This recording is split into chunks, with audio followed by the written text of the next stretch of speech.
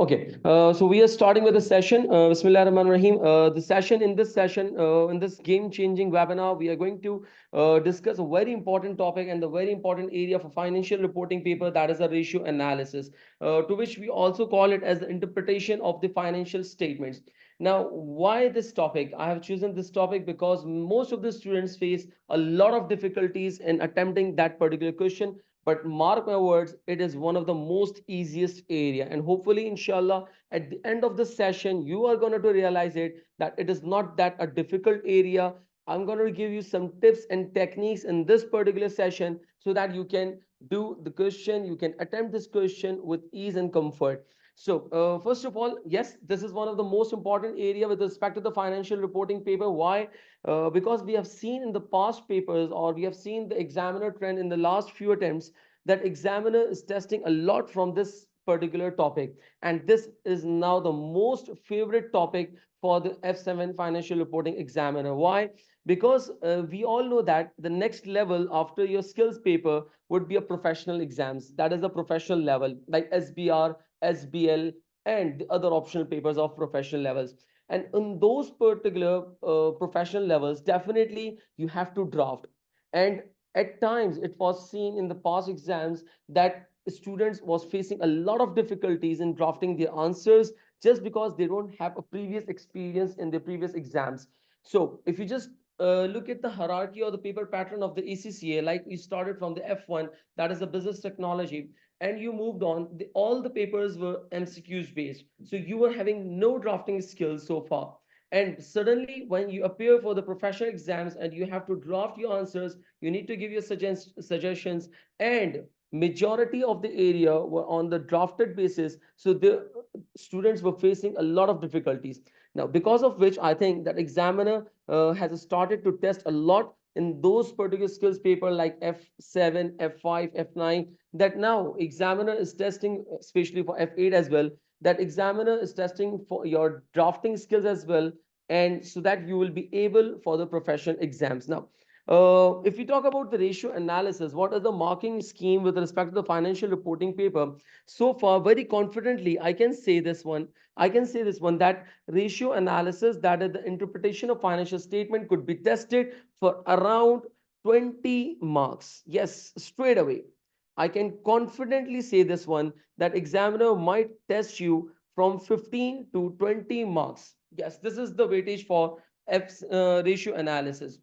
How? Because we all know that the ratio analysis, this particular topic will be tested. This particular topic will be tested in your section C. And in section C, there will be two questions. We all know that the question one could be final account. It could be from consolidation.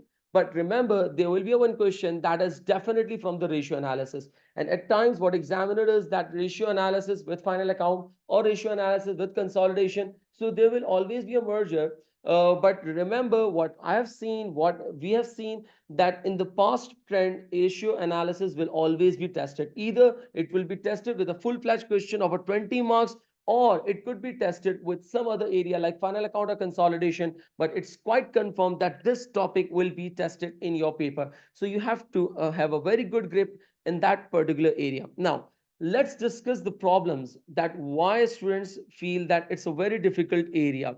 Let's have a some discussion that why a student feels that it's a very difficult area. Reason being, the reason is that it seems to be a very difficult area because students have no practice for the drafting skills, have no drafting skills. They do not know that what to write and what to not to write.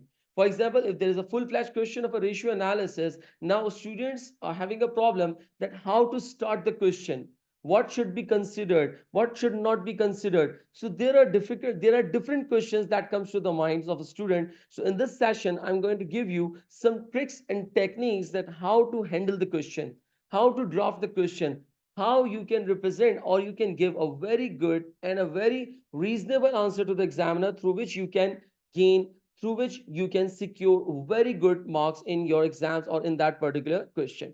Now let's start with the session. Let's start with the session. First of all, what I'll be doing, I will not be discussing the all ratios, all formulas, but I'll be solving a past paper question in which I will give you the techniques, how to solve the question, how to attempt the question, how to read the question, and how to tackle the scenario. So I'll be discussing on a practical side rather to discover or rather to have explanation of the all ratios. Definitely it will take a lot of time. But yes, if you want the analysis, if you want the reasoning, definitely you can reach me out. I can personally guide you. Now, these are the formulas. First of all, you need to remember that in that particular topic or the question, there will be a very easy marks that you have to secure. You can't compromise on this one. That is the calculation.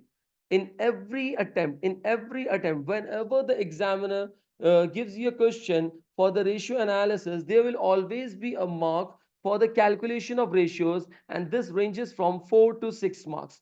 Mark my words, these are the most easiest marks that you can secure, and this can be secured by learning out those formulas. So there are formulas which I have listed down, all the relevant and the important formulas that is relevant for your paper. I have listed down over here. Definitely I'll be sharing the recording of this session so you can note it down, or even if you want the PDF file of it, I can provide you with that one.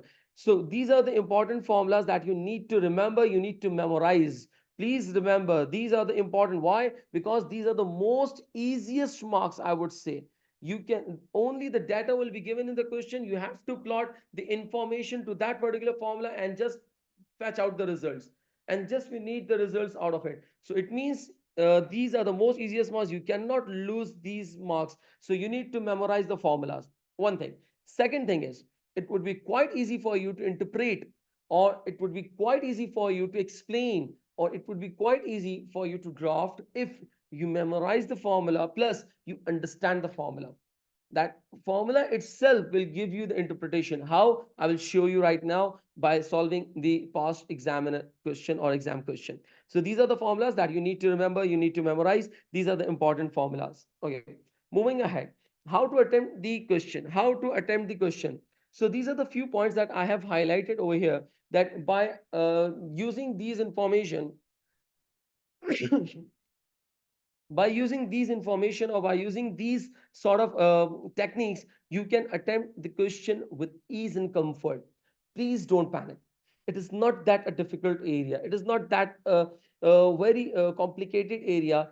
Try to keep it reasonable, try to keep it simple as you can, because this is not that a difficult or impossible area. How? Now, first of all, I will give you a trick that when you are starting, I have discussed this thing, or many of the students came to me that we are not getting it at how to start.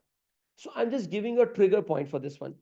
First, if you don't know anything and if you have a less period of time in the exams, so first thing that you can do, that is to define the ratios. That you need to define the ratio, that what actually that ratio is, and what is the meaning of that ratio. That is the trigger point. I'm just giving you the trigger point that how to start your question. Mark my words, I can bet on this one that once you start to type, when you start to answer your question, the time will come that you will have millions of ideas in your mind and you will have a very less period of time.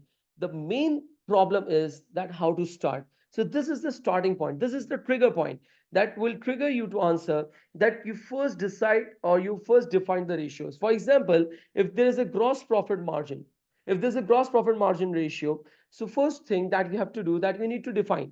You can define the ratio, that what gross profit margin interprets. What is the meaning of that ratio? For example, if I just tell you that what is the gross profit margin, it represents that what amount of profit or what is the profit that the company earned from a $1 sales. That is GP, gross profit divided by sales.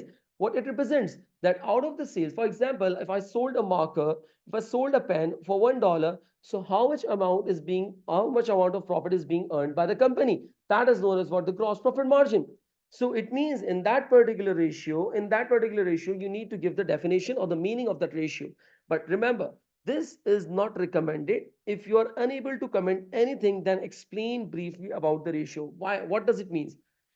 Uh, the point is that this will not give you the marks. Please mark my words. This strategy will not give you the marks, although this will give you this will give you a motivation to start the question. But remember, this will not give you the marks, and obviously this will not deduct your marks. This is something you are writing extra. And this is only for the purpose of starting the question. Once you will do that, you will see the magic that automatically you will start to write, and you will write the valid and the relevant points. How? I'm giving you the tricks for this one. The first thing that you need to write the meaning. Second, very smartly. Why smartly? I will explain you. Whether the increase or decrease is favorable or unfavorable. Always remember, whenever you will start the ratio, every ratio will have an impact. For example, that if the gross profit margin, and if the gross profit margin is increasing, it means it's favorable for the organization. So every ratio will have some advantages, which means if there is an increase in that particular ratio, this is favorable for the organization. And if that ratio is declining, it means it's decreasing, which means that is something unfavorable for the organization. So you need to know about that whether the ratio will be favorable or unfavorable. So you have to express it, but smartly. Do not write that gross profit margin increasing is favorable. No, that is quite blunt. You need to have a very good phrasing for this one, that it is being observed, it's observed that the whenever the ratio or the gross profit margin is increasing, it is quite favorable for the organization, as the company is earning more profit on a sales. Now what I have done, that I have given the statement in a very smart way, rather to express it very bluntly, that ratio is increasing, it is favorable. No, it should not be the case. Please write your answer or the explanation in a very smart way, with some buffers, with some persuasive message. Third thing is, now these 2 points, always remember, these 2 points which I've highlighted, it's something extra. This will give you a motivation that you have written down 2 or 3 lines. Now, after writing down this material, now what we are going to do, we are going to the main and the important part for which the examiner will be marking. That is to state the result as given in the scenario or you have calculated. For example, you have calculated the ratio for the gross profit margin or the operating profit margin. Now, what you have to do, you have to state the result that the gross profit margin is this, and the last year the profit margin was this. This is the result that you have stated over there. And now, after stating the result, what you are going to do, ratio will either be increasing or decreasing. There is no third option. There is no third option. For last year comparative, if the ratio is increasing, or for the last year comparative, or the ratio will be decreasing. There will only be two situations, either it will be increasing or it will be decreasing. Now what you have to do, that ratio is increasing and decreasing, you need to give the reason for such increase or decrease. All what you have to do, you need to give the reasons. That is the most important point. Please mark my words. This is something what the examiner is looking for. This is something that the examiner is looking for, that you need to connect with the ratios. You need to connect, or you need to give the reasons. If you just read the past examiner reports, examiner has stated that many of the students or the candidates, what they do, they write the comment that gross profit margin is increasing and it's very good for the organization, full stop. Examiner has bluntly said this one, that this is not what we are asking for. We can see that if the gross profit margin is 20% and now it's 30%, we can see, we are not the blind person, we are not the blind people. We can see that the gross profit margin is increasing. So if you are stating that it's increasing, so you're not doing any value addition to that particular answer. You need to give the reason that why it is increasing or why it is decreasing. And these reasons will be given based on the scenario, or the examiner has given you some related information. And mark my words, it's quite easy. Examiner will guide you, examiner will let you know, examiner will itself will give you an information that these are the reasons because of which the gross profit. All what you have to do, that you need to be very alert and attentive, and need to identify the data from that particular situation. How we're going to start the question, so you will get to know about. One more thing. Remember, if the examiner has given a scenario for the disposal, yes, that is something very important. And for the last few attempts, I'm observing that examiner is giving you a ratio, and that is connected with the consolidation area.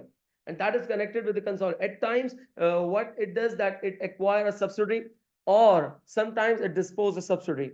And first of all, it will give you a requirement, first requirement for the 4 to 6 marks, that is to calculate the goodwill or to calculate the gain on disposal. If it is the question for the acquisition, so it will give you a requirement to calculate the goodwill.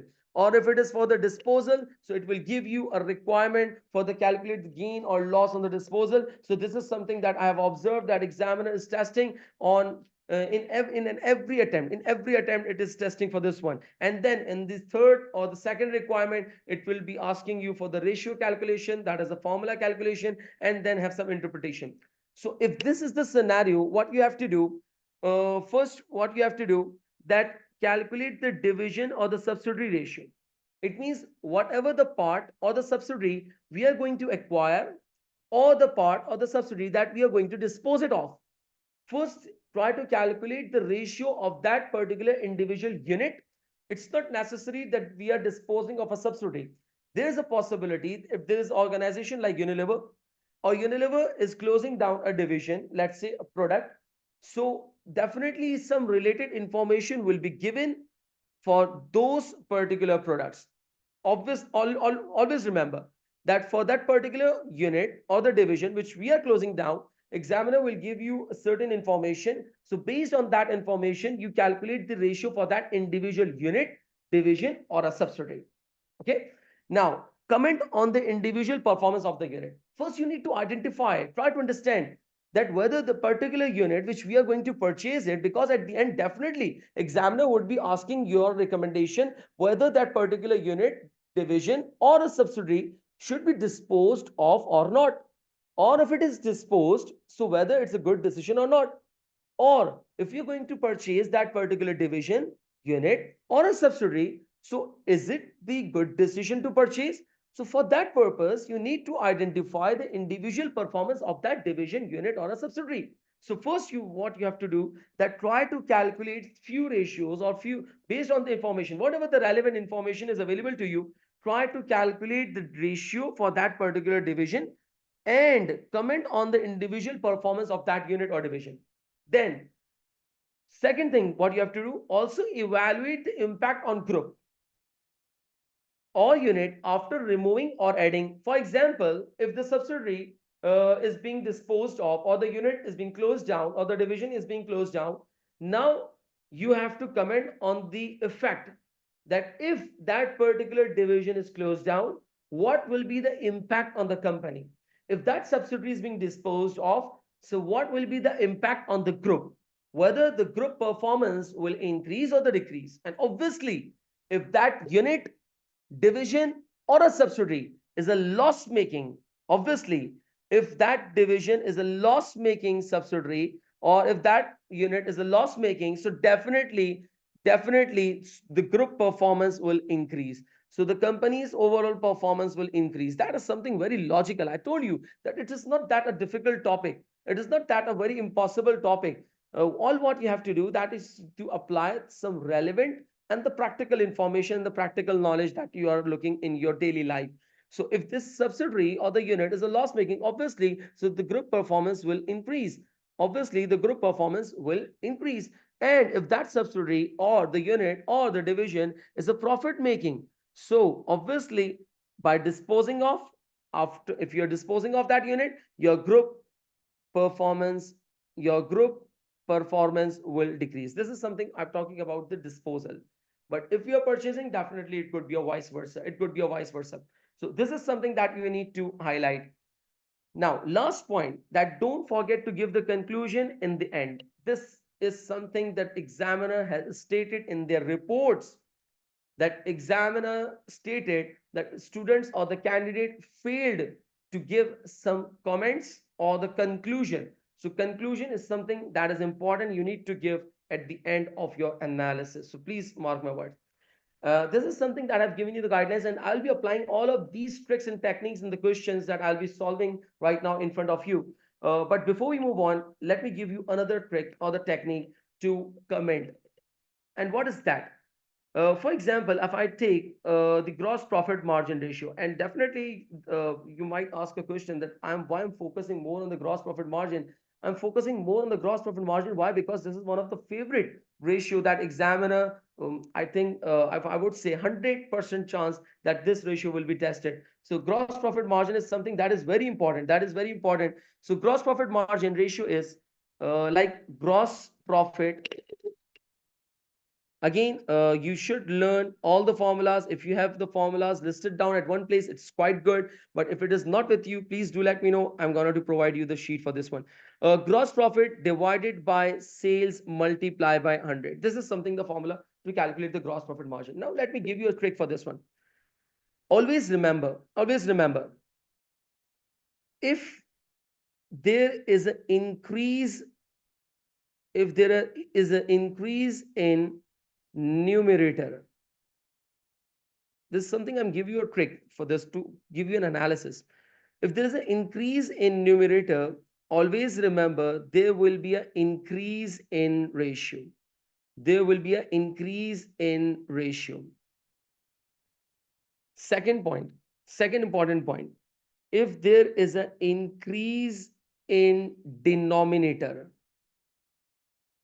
if there is an increase in denominator, if there is an increase in denominator, there will be a decrease in ratio. Now, what do we mean by this one? What do we mean by this one? Let's take an analysis for this one. For example, if the last year, for example, the examiner has provided you a data for, let's say, 2002 and 2001. 2002, and here we go for 2001.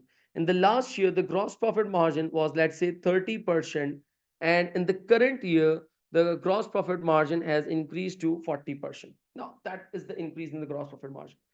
Now, what could be a reason for this one? What could be a reason? If you want to give an analysis, you need to evaluate that if there's an increase in the numerator, which means numerator is that side, it means there's an increase in numerator, obviously there will be an increase in the ratio, which means that if the ratio is increasing or the resultants are increasing, which means there is an increase in the numerator. The first thing is, and if you just evaluate that what we have in the numerator, we have a gross profit. And if you just evaluate that what we have in the gross profit, we have two things, that is the sales and the cost of goods sold. Is it? That in a gross profit, we have two things. There are two line items, that is the sales and the cost of goods sold. So if the gross profit is increasing, how the gross profit could be increased? It could be increased by the increase in sales, right?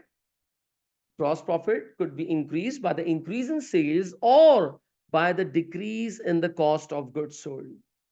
Which means if the ratio is increasing, mark my words, please do listen to me very carefully.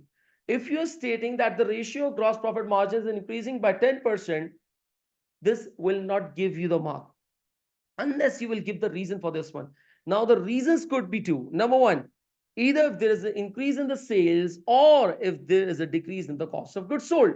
And if you just evaluate the cost of goods sold, if you just evaluate the cost of goods sold, in cost of goods sold, we have three line items. We have three main components, to which I call it as opening, net purchases, ending. Is it? That in a cost of, while calculating the cost of goods sold, we have three line items, that is opening, net purchases, ending, which means if you want to give you analysis that why the gross profit ratio is increasing, so first thing that you need, you can comment on this one, that the company might have increased the sales. Company might have increased the sales. Now, if the company is increasing the sales, so there could be two options. Either the company has increased the selling price or the volume of sales is increased. Now, examiner will give you the data for this one, give you a hint and indicators that, for example, that because of the monopoly in the market, the company has launched a product because of which there is an increased demand. Now, this particular information is giving you a hint or the indicator that yes, the volume is increasing. Why? Because there is a huge competition. So you have to give the reason. Yes, the gross profit margin is being increased by 10%. Why it's increasing? Because there is a new product which is being launched by the company and there's a very good demand by the customers, because of which the company has good sales volume. Our company's sales volume is increasing from the last year. Therefore, the gross profit margin is increasing because the sales is increasing. Or there could be another option, that company might have inflated the selling price. That company might have increased the selling price. So that this could be a reason because of which the gross profit margin is increasing. Or there could be another side, or could this will depend on the situation or the data that is being given by the examiner, that the cost of goods sold is reduced. Remember, if you are commenting on the cost of goods sold, please do not target the merchandise opening. This will not give you value addition for this one. Yes, you can target this one, that the net purchases. And if you talk about the net purchases, it is basically the cost of purchases. And cost of purchases could either be the production cost as well. So it means you can comment cost of purchases, or we can say that the cost of production. So you can definitely link your ideas or answer with the direct material, direct labor, or the overheads. And in overheads, we do have some indirect cost. And if we are having the indirect cost, so definitely there will be a depreciation as well. The we all know that the depreciation of the plant and machineries are usually classified in the cost of goods sold, or being part of the cost of goods sold. So definitely you can comment on this one, that because of the decrease in the depreciation, why the depreciation has been decreased. For example, the company has disposed of few non-current assets. Company has disposed of the non-current asset because there was a decrease in depreciation. Ultimately, the cost of production or the cost of sales will reduce, and definitely there will be an increase in the gross profit. So what I've done, that I started with that particular numerator, that if my ratio is increasing, it means there will be an increase in numerator. Now just try to highlight the numerator and try to explore it, that how the numerator is increasing, how it could be increased. So there could be multiple reasons. So this is the analysis. These are the analysis. I will not be spending a lot of time. This is something I have given you a demonstration for the gross profit margin. This particular activity could be done for all the ratios. Definitely it's not the right time to discuss what my objective or agenda for this session is. That is to give you an insight that how to attempt the question, what could be the strategy for this one. And if you want definitely analysis on these particular issues, we can have some separate session for this one. Now let's begin with the question.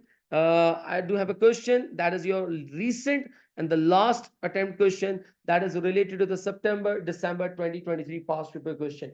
First, we are going to study, we are going to read out that question, and then we are going to try to highlight some relevant information, and then we are going to start. And this is not the case that I'll be solving the question. We will make this session interactive one. I'll be asking you guys to please comment, to write down something. I'll be reading out your comments. I'll be reading out your suggestions. I'll be reading out your answers, and we'll be discussing on that one. We'll try to make this session interactive. We'll try to make this session the practice session, so that you guys have some positive body language and positive attitude toward that particular area. Okay, let's start with the question.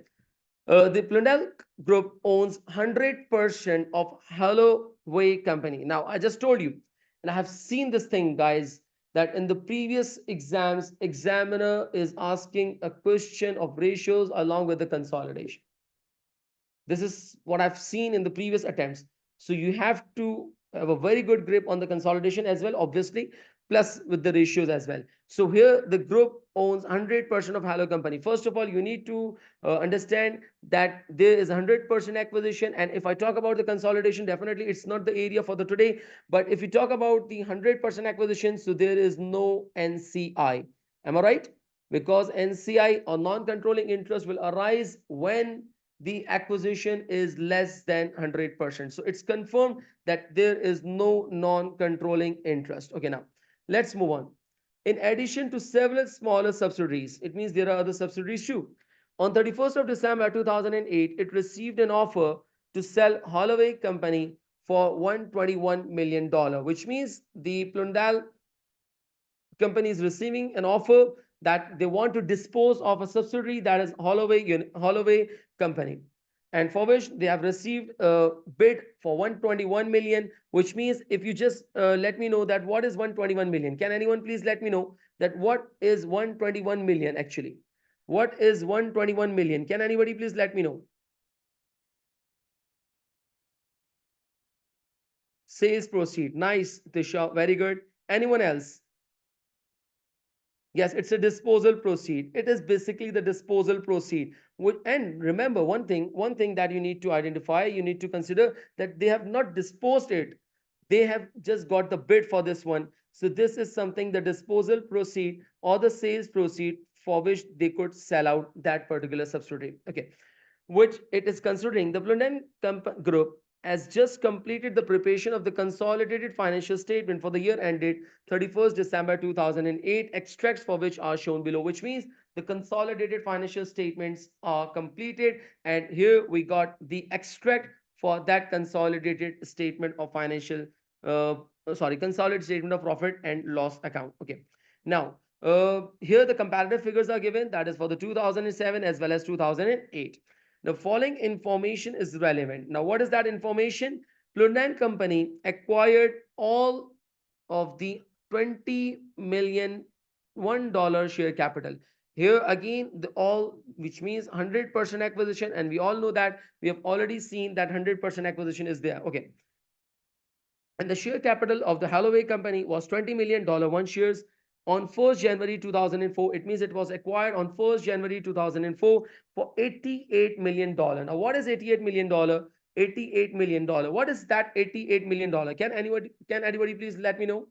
What is that $88 million? I told you that we are going to make this session interactive one. So I'll be asking you questions so that you just guys are awake. I just want to make sure that you guys are awake. Yes, what is that 88 million? Yes, few answers are received over here. So it is the investment. Yes, very good. Nice. It is investment. Perfect. So this is something that the investment is 88 million is given. Holloway company had a retained earning of $20 million. Wait. It seems like if you're reading the information so far, it seems like that it is completely a consolidation based question, but it's not the case. Let's read out the data and then we're going to highlight the requirements of this question. So retained earning on that date was $20 million. Can anybody please let me know what is that? Yes, Munib. Excellent. Anyone else? Anyone else? What is that 20 million?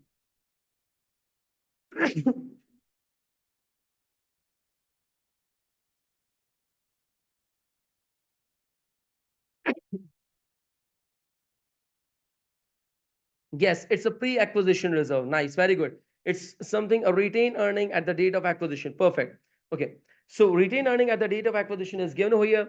Holloway company also had a land with a fair value of 30 million in excess of its carrying amount. What is this? What is this? 88 million was the retained earning at the date of acquisition. It's a pre-reserve. What is that 30 million? It's a revaluation surplus at the date of acquisition. Nice, very good. It's a revaluation surplus at the date of acquisition. Okay. The fair value adjustment has not been reflected to the Holloway company's individual financial statement, but still existed at 31st December 2008. Okay, perfectly fine. In this given information, if you just identify that the investment is given, retained earning or the pre-reserves are given, that is the retained earning as well as the revaluation surplus. So these information, these relevant informations are given over here. Now let's move on. Holloway company had a retained earning of $42 million at 31st December 2008. Anybody, please let me know that what is that particular, what is this?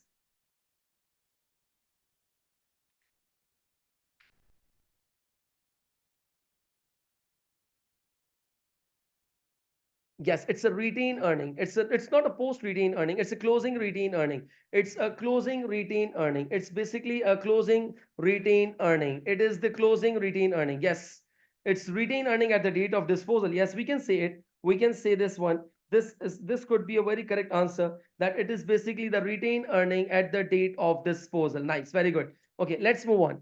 So here it is, that retained earning of 42 million at 31st December. Goodwill in Hollow company has been impaired by 4 million since acquisition. It means that the company have that the company is this total impairment loss is 4 million since acquisition. Of this, 1.5 million recorded during 2008 due to the news that one Hollow company major customer was to close, which means we are going to lose out. That is, a subsidiary company will be losing out one major customer, because of which definitely there will be a loss. So the loss of impairment loss for the current year is 1.5, and the total impairment loss is 4 million since acquisition. Now, if you just see that these two relevant information, that the point 1 and 2 is related to consolidation area. Perfect. It means full-fledged consolidation information is given over here. Now let's move on. Blundell company developed computer games. Now here is the relevant information, that the business of the company is to manufacture the computer games. Holloway company makes and sells packaging material. It means that what the subsidiary is doing, it's making or selling the packaging materials. Plundale company acquired Holloway company, thinking it could utilize the packaging material in its games. Which means, for example, they were manufacturing the packaging material like CDs or like something else. For example, their hard drive, or they were making earlier. We all know that earlier when the games we were playing, so there were CDs or the floppy disk or like something that have some hard or the substance. So they were doing the packaging material. So Plundale company acquired the Holloway company just with the intention that they will get the subsidiary and they can utilize the packaging material because they are the game developers. Now, but has now found little need for them as the gaming has moved online. Yes, it's a perfect thing. And I think this is something, this is the reason, I think, because of which the Plundal company is deciding to dispose of that subsidiary, that they are forecasting that subsidiary might not be a profitable venture in future. So because of which the Plundal company is thinking of to dispose of that particular subsidiary. Now, Plundal company has experienced increased competition in the recent years. This competition has led to a significant increase in the research and development expenditure. Now, I told you at the start of the session that the examiner will be giving you some hint and indicators. Now, look at this one. Look at this one. This information is given as a hint that the company is incurring a research and development expenditure. And you must remember the IAS 38. IAS 38. Let me give you an insight. Let me give you some overview of that standard. That IAS 38 deals with the research. There are other areas too, but research and development is one of the most important and the relevant area for the IAS 38, in which we classify research, and there is another classification, that is the development cost.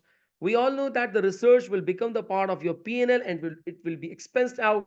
Development cost will definitely be capitalized, and once it will be capitalized, after meeting the certain requirement or the conditions of the criteria, it will be amortized, and this amortization will definitely hit the P&L. This is going to hit the P&L. So this is something that you need to remember. Okay, now Plundale company, okay, there has been there has also been a general reduction in the expected life of all games, with consumers using games for shorter period before buying newer games. Which means that if you have developed a game, it will have a very shorter life. Again, definitely you have to have some research or the development cost. Again, you have to incur. It means that research and development cost is going to be incurred on a very frequent or in a very rapid way, because there will be a rapid change. So rapid research and development costs should be incurred. Rapid research and development costs should be incurred. Now, again, uh, fifth point, Plundale company and Hollow company use similar amount of plant and equipment, and all of it is leased, which means which means that they are using the assets, and these are on the leased assets, that is IFRS 16 finance lease, and they are using the similar amount of plant and equipment. It means equal amount of plant and equipment. For example, if there are three plant and equipment for the parent, that is Plundale company, so the same plant and equipment for the subsidiary company, that is the Holloway.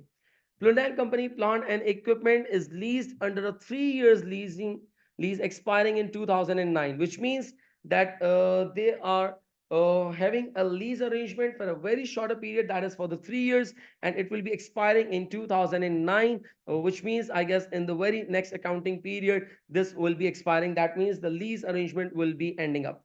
Holloway company uses much longer leases, which have an average of 10 years, and 10 years remaining at the end of the 31st December 2008, which means more 10 years will the Holloway company will be using that asset on a lease basis. Okay. 6 point, extracts of the Holloway company. Now, this is something that the information is given for the subsidiary. This is something that the information is given for the subsidiary financial statement for the year ended 31st December 2008. That is the revenue, gross profit, operating profit, and the finance cost. And that's it for the Holloway company. So, information that was given over here, it was basically the consolidated information, which means here the parent and subsidiaries accounts are merged. in 2007 as well as in 2008. Now, the following ratios have been calculated for the Plundal group. Remember, please, you should read the requirement, you should read the data very carefully, that here the ratios are given for the group. Here the ratios are given for the group, which means the group ratios are calculated for gross profit margin, operating margin, and the interest cover. It means three ratios are given for the group, that is for 2007 and 2008. Now, let's come to the requirement. A, calculate the Plundal group potential gain or loss on the disposal of a Holloway company. And that is the requirement for 5 marks. You need to calculate the gain or loss on disposal. And again, the word potential is being used. So far, we have nothing to do with that potential word. We are going to calculate the gain or loss in a same manner as usually we do, or we did it in the lectures, or we normally do it. So we have to calculate the gain or loss on the disposal of by the disposal of Holloway company. That is the first requirement. That is for 5 marks.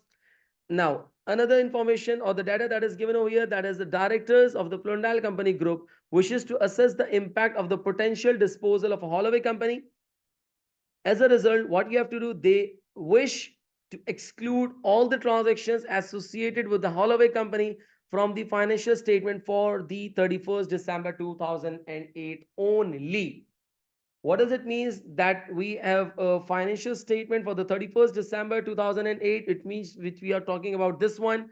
So directors are having a desire that they want to evaluate the situation. They want to evaluate the P&L.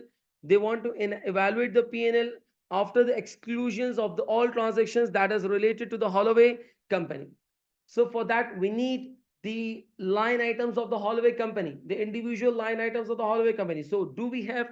Yes, we do have all the relevant line items of the Holloway company. So definitely we can calculate the P&L. We can redraft the P&L by excluding all the transactions that is related to the Holloway company, or that is related to the Holloway company. So what we have to do based on this desire or the wish, make necessary adjustment and recalculate the following ratios.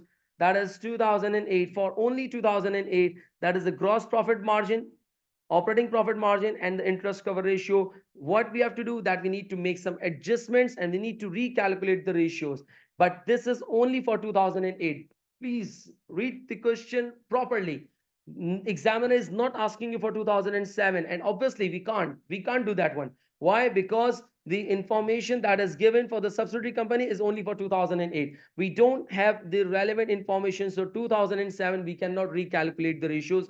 We cannot recalculate the P&L for 2007. So here the examiner is asking you to please recalculate the ratios after eliminating the transactions of a subsidiary company. Why? They just wanted to evaluate the situation. Third, analyze the performance of the Plundal Group for the year 31st December 2007 and 2008. Yes.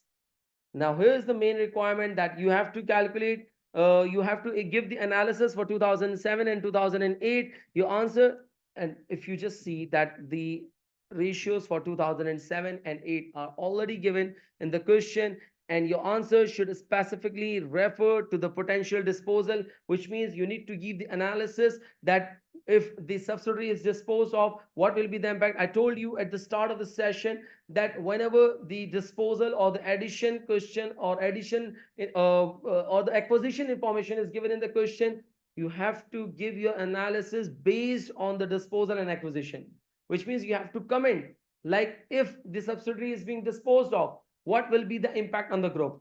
What is the individual position or the performance of that particular subsidiary? Will it give a positive or the negative impact on the group? So you have to give some analysis like this one. So we are going to try this one. Okay.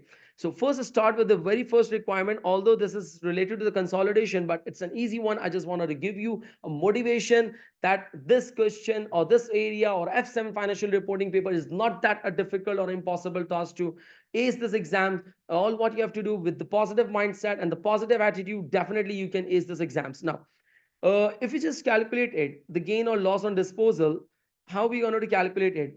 I don't know that how you have learned to calculate, but what I have done with my students, that usually I make a format for the disposal, that if you want to calculate the gain or loss on disposal of a subsidiary, what I usually do, first of all, I write it down the sales proceed, that for which amount we are going to dispose of.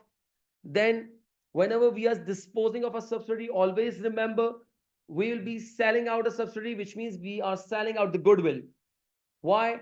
Because do remember that since you have purchased a subsidiary, you paid a consideration, you made an investment, and against that consideration or investment, what you have done, you have acquired the net assets of that subsidiary, and secondly, you have acquired the goodwill. So the same will happen at the time of disposal. You will be selling out a subsidiary. It means you will be selling out the goodwill as well as the net assets.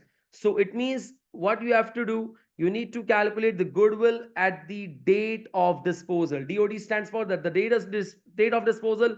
And the second thing is that is the net assets of a subsidiary at the date of disposal. One more thing, one more line item that comes over here, but this will not be relevant. Why?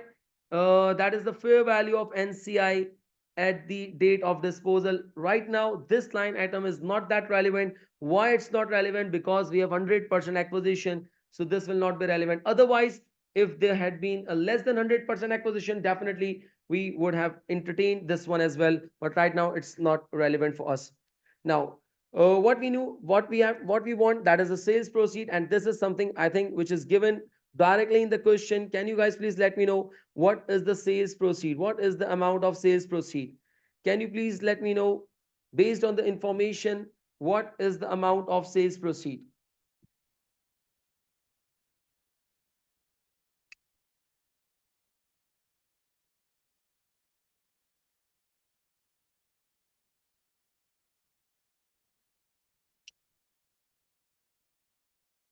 Yes, exactly. That is 121 million. 121 million is the amount of sales proceed. So that is 121,000. 121,000. We are having a working in thousands. So 121,000 is the sales proceed. Now, second thing is goodwill at the date of disposal. So far, we have read the question very thoroughly. We found that there is no goodwill given in the question. So definitely we have to work it out. And how we are going to calculate the goodwill at the date of disposal. Before we move on to the goodwill at the date of disposal, first we need to calculate the goodwill at the date of acquisition. That is, we need to calculate the goodwill at the date of acquisition. So how are we going to calculate the goodwill at the date of acquisition? We all know the formula for this one. That is, first of all, we need the investment in hollow company. We need the investment in hollow company. Do we have an investment? Do we have the data related to the investment in that particular question? Yes, anyone? Do we have an investment data in the question? Yes, it's 88 million. Nice, very good. It's something 88 million. So investment is there in the question. So investment in hollow company is 88,000. And one more thing that we used to do, that is to add the fair value of NCI. But again, the fair value of NCI, the fair value of NCI at the date of acquisition is irrelevant. Why? Because the acquisition is 100%. So another thing that we have to do is to deduct the fair value of net assets of a hollow company at the date of acquisition. This is something not given in the question. Obviously, we have to work it out. So let's try to work out the net assets. Net assets of hollow company at the date of acquisition. How are we going to calculate the net assets? Net assets of hollow company. And always remember the meaning of a net asset is the share capital and the reserve. Always remember the meaning of a net asset is that is at the date of acquisition. Remember, we do not need the net asset at the date of reporting so far. We need the net asset at the date of acquisition. So always remember the definition of net assets is the share capital and the reserves. So share capital at the date of acquisition is this information is given in the question that the share capital of a subsidiary company. Yes, anyone? The share capital of a subsidiary company at the date of acquisition. Yes, it's 20 million. That is 20 million shares multiplied by par value. That is a $1. So obviously this will make the 20 million. So the 20 million, that is the $20,000 is basically the share capital. Now, the net assets means capital plus reserve. Do we have reserve at the date of acquisition? And what reserves do we have? Please, I need your participation, everyone. Excellent. Very good. Munib, your answer is incomplete. Tisha, please make your answer complete. Is this the only one reserve at the date of acquisition? Do we have only one reserve at the date of acquisition?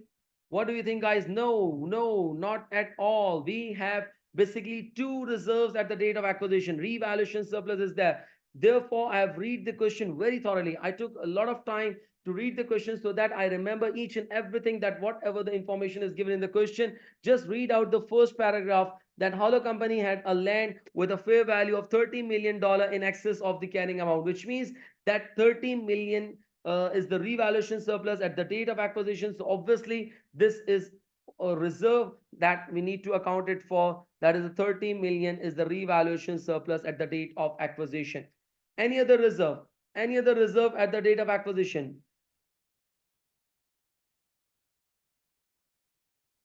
Yes, that is the retained earning. Retained earning. There is a retained earning. And can you please let me know the balance of the retained earning at the date of acquisition? Retained earning at the date of acquisition. What is the balance of the retained earning? What is the balance of the retained earning? Is the balance is let me,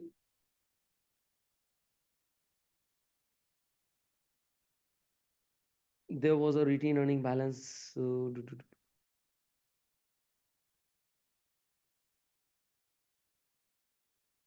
Okay, is there, can you please let me know whether the retained earning balance is 42 million? Whether the retained earning balance is 42 million? Whether the retained earning balance is 42 million? No, why? Why not 42 million? It's there, it's written over there. That is the 42 million is the retained earning balance. Retained earning had a balance of 42 million. Yes, it's a closing balance. Very good. It's a closing balance. We need the retained earning at the date of acquisition. We need the retained earning at the date of acquisition. So definitely what we are going to do, that is to include the retained earning at the date of acquisition, that is 20 million.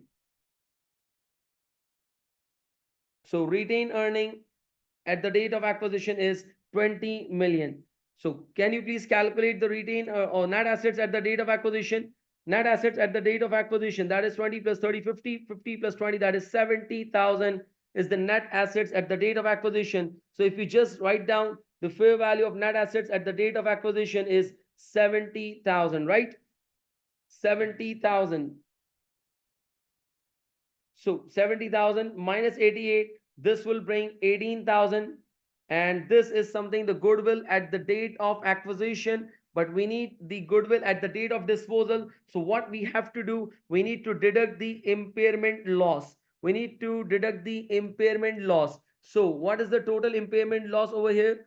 What is the total impairment loss that is given over here? It's 4,000. Yes, it's 4 million. It's 4 million. That is 4,000 is the total impairment loss. Remember, we need to we need to jot down the total impairment loss. That is the 4,000 is the total impairment loss. So the goodwill that will be arising, that will be at the date of disposal is 14,000. This is something we have calculated, the goodwill at the date of disposal. Why we have calculated the goodwill? Because we need two line items in order to calculate the gain or loss. So the goodwill is 14,000 at the date of disposal. It's not date of Hama, please rectify your word. It's not DOR. It's not date of reporting. It's a date of disposal or a potential date of disposal. You can say this one. Now, net assets. Net assets. We need to calculate the net assets at the date of disposal. How are we going to calculate the net assets at the date of disposal? Again, we have to do some working for this one. We have to do some working for this one. That if you want to calculate the net assets, working through, that is the net assets, but this time we need net assets at the date of disposal. At the date of disposal, don't forget the meaning or the definition of net assets is capital and reserve, but now we need the capital and reserve at the date of disposal. Can you please let me know the capital, the amount of share capital, the amount of share capital? Yes, anyone, please let me know the amount of share capital, the amount of share capital. Can you guys please let me know the amount of share capital? Yes, it's same. It's same because we had an assumption that whatever the share capital was at the date of acquisition will definitely be at the date of disposal. Can anybody please let me know what other reserves will arise? What other reserves will be accounted for over here? Can you please let me know what other reserves will be accounted for over here? Please. Retained earning. Okay, Shiv. Anyone else? Surplus. Excellent, Hamad. This is something that I was looking for, Shiv. Very good. That is a revaluation surplus. We need to account for the revaluation surplus as well. Why? Because that was at the date of acquisition and that is something at the date of disposal. So which means the 30,000, the revaluation surplus at the date of disposal and the retained earning at the date of disposal. Can anybody please let me know the retained earning? Yes, it's 40,000, Mania. Excellent. It's something the 40,000. Why? Why it's 40,000? Here we go. Here we go. The retained earning at the 31st December 2008 is already given in the question. Is already given in the question. Let me search. Let me find out where it is. Where it is. Where it is. Yes, here it is. We have found out the information. Here the retained earning at 31st December 2008 is 42 million, which means that is the retained earning at the date of disposal. So while incorporating that 42,000, we will arrive at the net assets at the date of disposal. Can anybody please calculate the total? That what will be the total for this one? 70, 80, 90, I guess 92,000. Yes, it's 92,000. So this is something we have calculated the net assets at the date of disposal, that is 92,000. So 92,000 is basically the net assets. So 92,000 plus 14,000, 92,000 plus 14,000, this will make, I guess, 106, 106,000. Is it? Yes, 106 million, and 121 is the sales proceed. And against the sales proceed, what we are giving, we are giving a goodwill of 14,000 and we are giving the net assets of 92,000. That is in aggregate, we are giving 106,000. So, and getting 121,000. So the difference amount is, I guess, 15,000. Yes, it's 15 million. It's 15 million, and that is the gain. It's 15 million. That is the gain on disposal. That is the gain on disposal. This is the first requirement for the 5 marks which we have tried. And please mark my words. Whenever you are solving or whenever you are going for appearing the paper, always remember that out of 100 marks, examiner will always hide the most easiest 50 marks. Now, if I just ask you a question, was there any difficult or the challenging situation or the challenging task in that particular first requirement? No, it wasn't. I can bet on this one. If you have studied, if you have learned, so this 5 mark question or this 5 marks requirement was the quite easiest mark.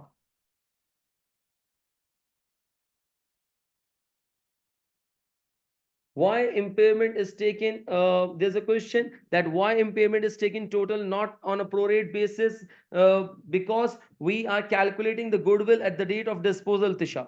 We are calculating the goodwill at the date of disposal.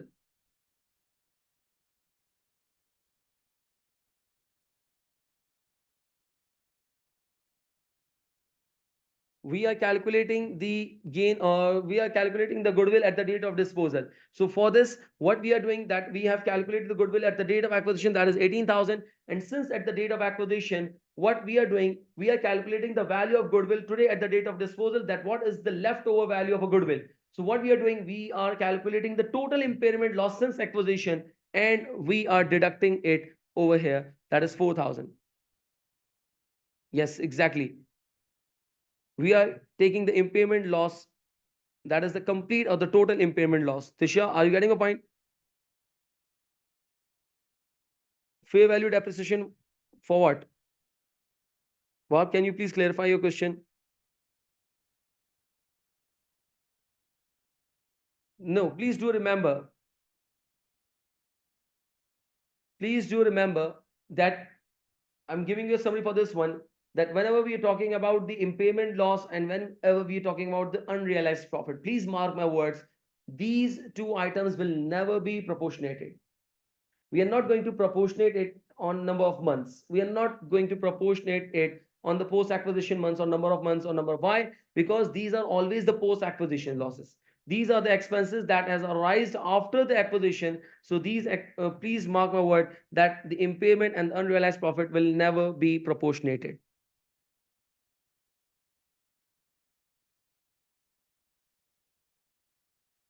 Okay. Okay. One more thing. There's another question that why we have not worked out for the depreciation of a fair value adjustment. My dear, there's no need for this one. Why? Because you all know that the fair value depreciation will be adjusted at the date of reporting. So far, there is no use of it. If you just remember, if you just close your eyes and think about the working, okay? If you just close your eyes and think about the working, don't think about someone else. Don't think about your loved ones. But right now, papers are nearest. So please think about the concept, think about the F7, think about the paper pattern, think about the concepts. Okay, don't think about the loved ones. You can think about them, or you can think for those. But after your papers, definitely it would be very productive. So at the date of reporting, if you just think about at the date of reporting, so the fair value adjustment or the fair value depreciation will be accounted for in the reporting column instead of acquisition. So the fair value depreciation will not be accounted for at the date of acquisition. Instead, it will be accounted for at the date of reporting. So there is no use of the reporting. Why? Because we are not calculating, we are not solving a question completely. This reporting column will be required if we are talking about the group retained earning, if we have to calculate the group retained earning or some other requirement, or we are solving a full-fledged question for the consolidation, then these items would be relevant. So far, the fair value depreciation is irrelevant, so we have not taken this over here. Okay, now let's move on. That is a gain on disposal. So what I was saying that always remember that out of 100 marks, examiner will always give you the most easiest 50 marks in your paper. All what you have to do, that is to drive, just fetch out, just try to fetch those 50 easiest marks. What usually students do that they got panic attacks while attempting the paper and they lose those easiest 50 marks. You do not need to panic. If you do not know, if you could not solve that particular question, just leave it out. Don't bother yourself. Don't spoil your paper just because of that particular MCQ or that particular OT case or that particular adjustment. Let me give you an example for this one. For example, if you have a question and let's say you are not able to understand that 5 or the 10 marks area.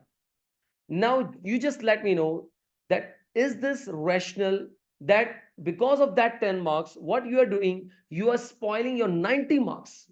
This is not the rational decision. If you are not able to attempt that particular 10 marks area, just leave that area. Just leave that area for a while.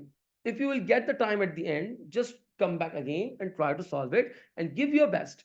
If you're not able to, doesn't matter, because that particular 10 or 15 marks area is not enough to get you fail in that particular exam. Will never get you fail in that particular exam. So please, it's my recommendation. Do not panic. Look at this question. This is the most recent past paper question, and that was the most easiest 5 marks. And you will be surprised that another requirement that we are going to solve it, that is again the most easiest requirement. Okay, now let's move on towards the next requirement. So first thing that we have done, that we have calculated the gain or loss on disposal. Yes, it's done.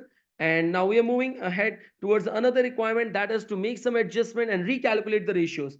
So if you want to make the adjustment, what we have to do, first of all, we need to list down the results of 2008, that is the consolidated results, and then we have to eliminate it. You just let me know how difficult it is to eliminate. Let's try this one. Let's try this one. First of all, let me copy down the data, and then we will eliminate the relevant areas. For example, let me do the working over here. We have few relevant areas, like first of all, we have revenue. First of all, we have revenue, that is the relevant area. Secondly, we have the gross profit. We have the gross profit. The third, we have the operating or the profit before interest and tax, that is the operating profit. And the third is the finance cost.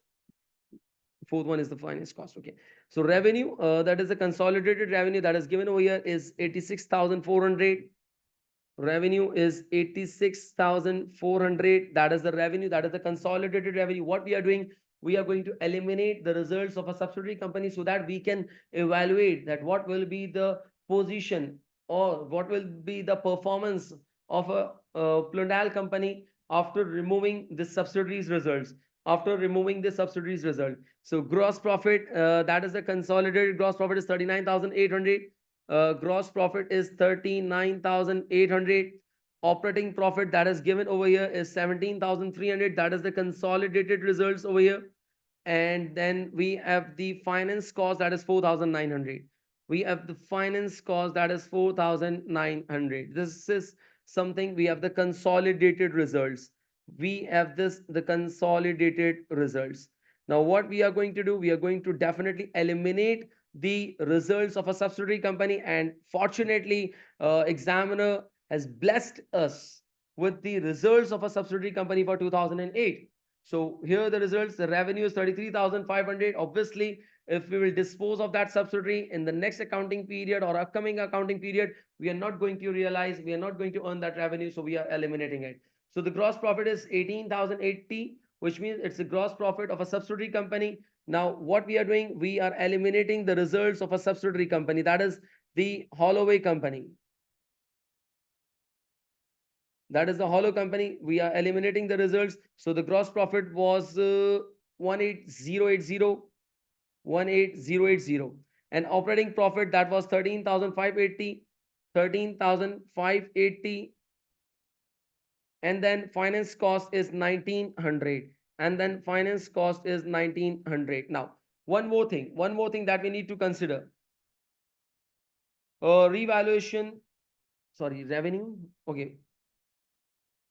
Okay. One more thing that if we are eliminating the line items of a subsidiaries, so we have eliminated the line items. One more thing that you need to consider, that you need to remember, that while making the consolidated statement of profit and loss, while making the consolidated statement of profit and loss, we have seen one information that for the current year, current year, for the current year, for the current year, the 1.5 million of the impairment loss is recorded in 2008.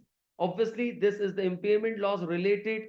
This is the impairment loss that is related to the subsidiary company. That is something related to the subsidiary company. So if we are eliminating the impairment or all the results of a subsidiary, so the loss related to that impairment or the loss related to that subsidiary should also be eliminated. So should also be eliminated. And if we are eliminating that impairment loss, obviously the expense will be reduced. Am I right? The expense will be reduced. Expense will be reduced. That is, the operating expense will be reduced. And if the operating expense will be reduced, the operating profit, no, they will operating profit. What will be the impact on the operating profit? If the expense will be reduced, if we are eliminating the impairment loss, if we are eliminating the impairment loss of a subsidiary company, so the operating expense will be reduced because we are eliminating the loss. So obviously, X, yes, it will increase the operating profit. It will increase the operating profit. So we are going to increase the operating profit over here. So the impairment loss was, I just forgot the impairment loss. It was, I guess, 1.5 million. Yes, it's 1500. It's 1500. So we are going to add the 1500 over here. Are you guys clear with this one? Are you guys clear with this one? Are you guys clear with this one? So what we have done, we are adjusting the PNL, that is a consolidated PNL, and we are eliminating the results, of a subsidiary company so far. Can you guys please calculate the amount now? I think Kama has calculated his revenue. Can you please recalculate revenue? What will be the adjusted revenue now? What will be the updated or the adjusted revenue? It's 52,900. Please do recheck. 52,900. And what will be the updated gross profit? 21720. Is it 21720? And what will be the operating profit? 5220. Someone said, I guess. Yes, it's 5220. And what will be the updated finance cost? What will be the updated finance cost? 3,500? No. How come? It's 3,000. Yes, it's 3,000. How it could be 3,500? Yes, it's 3,000. So the finance cost would be 3,000. So this is what we have done. We have calculated the updated information, the updated revenue, the updated gross profit, the updated operating profit, and the updated finance cost.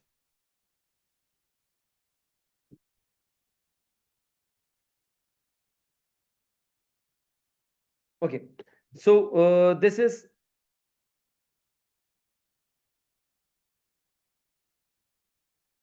okay. Now we have calculated the updated result. Now what we have to do, what is the requirement basically? The requirement is that you need to make the adjustment. Yes, we have done it. And now recalculate the following ratios. It means we need to calculate the ratios: gross profit margin, the operating profit margin, and the interest cover ratio. So let's recalculate the ratios. First, let's calculate the gross profit margin. Gross profit margin. And what is the formula to calculate the gross profit margin? The formula to calculate the GP margin, GP percentage, is that is the gross profit divided by sales revenue multiply by 100, so gross profit, and the gross profit that we are going to consider is the updated or the adjusted one, that is 21720 divided by the sales revenue, that is 52,900. Can somebody please calculate the result of this one? The gross profit, it's 41%. Okay, it's 41.5 or 41%. Nice. So it's 41%. So gross profit percentage is, or gross profit margin is 41%. Nice. Then we are going to calculate the operating profit margin, or we can also call this ratio as a profit, that is the net profit margin, operating profit margin, or the net profit margin. So operating profit margin. So the formula to calculate the operating profit margin is, that is the operating profit, or we can say that the profit before interest and tax. So the operating profit, or the profit before interest and tax, divided by sales and multiply by 100. So what will be the operating profit? Operating profit is something 5220 divided by sales is 52,900, right? Multiply by 100. So what will be the resultant for this one? It's 9.86%, right? Okay. So it's 9.86%. It's 9.86%. That is the operating profit margin.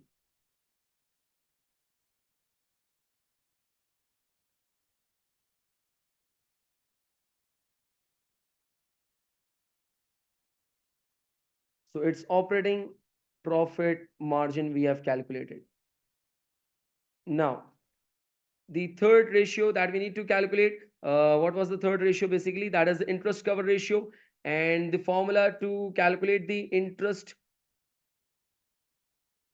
cover ratio is, that is the profit before interest and tax, that is the operating profit divided by interest expense, that is the finance cost. Now operating profit, we have already calculated the operating profit, so the adjusted operating profit is 5220, and the finance cost that we have, that is 3,000. So the resultant is 1.74 times. Very good. Please remember that interest cover ratio will always give you the answer. Interest cover ratio will always give you the answer in times. That is 1.74 times. This is what we have calculated the ratios. So what was the requirement? Can you please read out the requirement? Make some necessary adjustment. We have done it, and calculate the ratios. We have calculated, and this will reward you 4 marks. So you just see that 5 plus 4, that is 9 marks. These were the most easiest marks, and I don't think that there was any complication, or there was any problem, or anything that might give you time, or that you will say that it was difficult and I was not able to understand, or I was not able to do that one. It was most easiest marks that was given by the examiner. Are you guys with me? Is it clear to is it clear to you guys so far? So we have completed the two requirements. Number one, that we have calculated the gain or loss, and in the second requirement, we have calculated the ratios after making an adjustment. Okay, now let's move on the third requirement, for which we are going to have a very good discussion now. Now it says that we need to evaluate the performance. Now, first thing, that if the word performance is used, which means we are going to discuss the P&L ratios. And if you just see that these all three ratios are related to P&L, and these are the favorite ratios, by the way. There are two other ratios like asset turnover and the return on capital employed. So if I just ask you that three, that is gross profit, operating profit, and the interest cover, and asset turnover, return on capital employed. These five ratios are the favorite ratios of the examiner. And if you just see the past trend, you will find out that these five ratios are very frequently tested in your exams. So you have to have a very good understanding of these five ratios. Okay. Now, what you have to do is analyze the performance of the Plundale group comparing 31st December 2008 with 2007. It means what you have to do, you need to give the analysis on the ratios which are already being calculated. Obviously, you have to account for, you have to intake, you have to consider the disposal area as well. But the ratios are already given over here, and you need to give the comments that what is the performance of the group as compared to the last year, and what will happen if the subsidiary is being disposed of. So, are you guys ready for this one? Let's start for the comments now. First of all, if we are going to discuss with the gross profit margin, one more thing that I would recommend you guys, that if you are drafting an answer, do not put a heading for the ratio. Like, do not put the heading for the gross profit margin. So far, I'm giving an explanation and understanding, so I'm writing down the heading, but there's no need to highlight, or there is no need to give the heading for the gross profit margin. You can have a one major heading, that is the performance. That's it. Performance, that's it. And in that performance, you will definitely be commenting on the gross profit margin, net profit margin, asset turnover, return on capital employed, interest cover. So there is no need to give the separate heading for the gross profit margin. So far, I am putting down the heading just to give you an explanation. So the gross profit margin or the performance, we are having a discussion on this one. Okay, now first of all, let's try to understand that what's happening over here. That if we just compare the results as compared to the last year the gross profit margin was 47.6%, but this year the gross profit margin is 46.1. What I told you that how you have to comment, that first of all, if you have no idea, and if you are very reluctant, and if you have a very low confidence, so what you have to do, first of all, give the explanation that what the ratio interprets. For example, if I would say, what is the gross profit margin?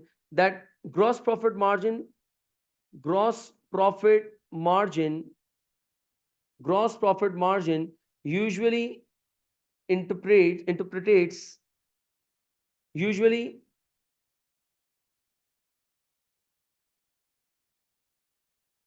interprets that how much how much gross profit is earned by a company while selling its products. Now, what we have done, you just have a startup for this one. Please mark my words. Please mark my words that this point will never reward you. But why I have written this one? So that you start it at least. You write it down something. Once you will start to write it down, you will get the ideas, you will get some knowledge, information, and your mind will start to work, and you will definitely be putting on the information over here. Now, what we have seen that as compared to the last year, the gross profit margin is decreasing. Now, one more thing that you need to evaluate, that if the gross profit margin is decreasing, so whether the increase is favorable or the decrease is favorable. It is seen that gross profit margin, it is seen, I said that you need to present it very smartly. It is seen or observed that higher gross profit margin, higher gross profit margin is favorable. And now from here, I'm going to connect with the scenario. that higher gross profit margin is favorable, but in the given scenario, scenario, in the given scenario, and one more thing, in the given scenario, Plundal, please use the word, use the reference, use the question reference. Plundal, Plundal companies or Plundal group, I guess group would be a very good term. Plundal group having a decline, having a decline in the gross profit margin. Now, see what I've done. I have connected with the situation that I started with a very general commenting, and while commenting on the general topic, what I have done with the increase, I've connected, and this will always be the case. Whenever you will see the question, whether there will be increase or decrease, first you comment that the increase is favorable, but however, in the given scenario, whether it's increasing or decreasing, you have to write it down. So far in this situation, the Plundal group is having a decline in the gross profit margin, and please use the numerical values. Please use the numerical values. How? For example, if there is a gross profit margin the last year that was 47.6 and now it's 46. So if you just deduct it, that 47.6 minus 46, 47.6 minus 46.1, it means it's decreasing by 1.5%. It's decreasing by 1.5 or 1.6%, which means that what you have to do, that it's decreasing, that group having a decline in the gross profit margin by 1.5%. By 1.5%. It means the group performance or the group profit margin is being decreasing by 1.5%. So what you have done, you have linked the situation. Now, this will not be sufficient. You cannot end your comments over here. What you have to do, that you need to comment,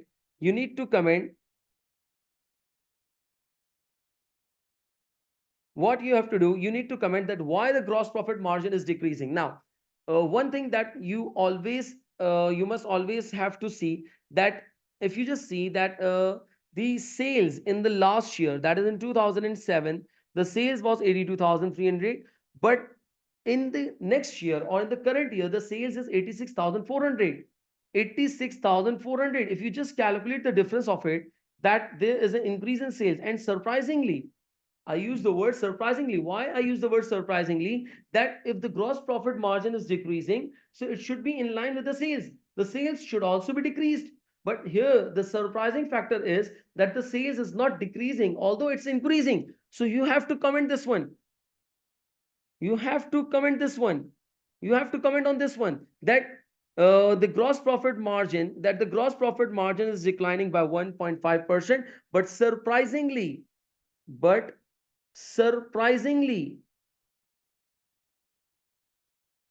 the sales as compared to the last year is increasing. And let's calculate the percentage for this one. It's increasing by 4%. It's increasing by 4%. How I've calculated the percentage? Because the difference was 4,100 divided by the last year sales, that is 82,300. So what I have done, I have calculated the percentage for the decrease or for the percentage of increase. It means now the sales is increasing by 4%, but we have seen that the gross profit margin is decreasing by 1.5%. Now why? What is the reason behind it? What is the reason behind it? So why the gross profit margin is decreasing? So now the gross profit margin is decreasing because of the higher cost of sales. Please do remember what I told you at the start, that in order to give a good analysis, you need to evaluate the formula. That just look at the formula. Here the gross profit divided by sales. Gross profit is on the numerator side, which means in the gross profit there will be two line items, that is the sales or the cost of goods sold.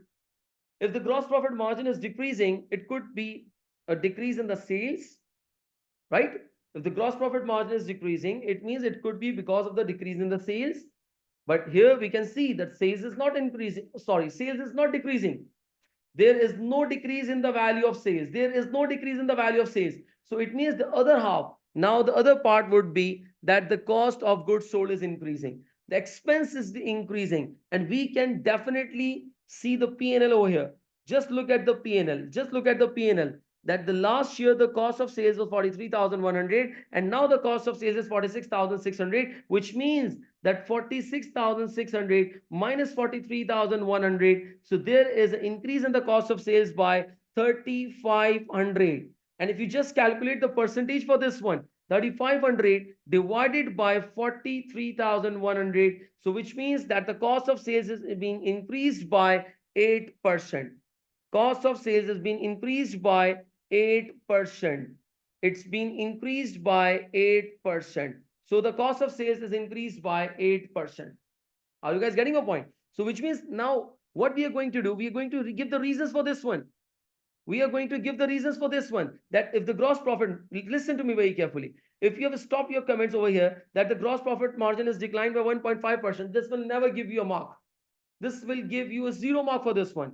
I don't know, for example, might be examiner would give you some judgmental marks, but if I would be the examiner, I would say this really doesn't inspire me. You have to give the reason. Now here, from here, we have started very good reasoning that surprisingly the sales as compared to the last year is increasing by 4%.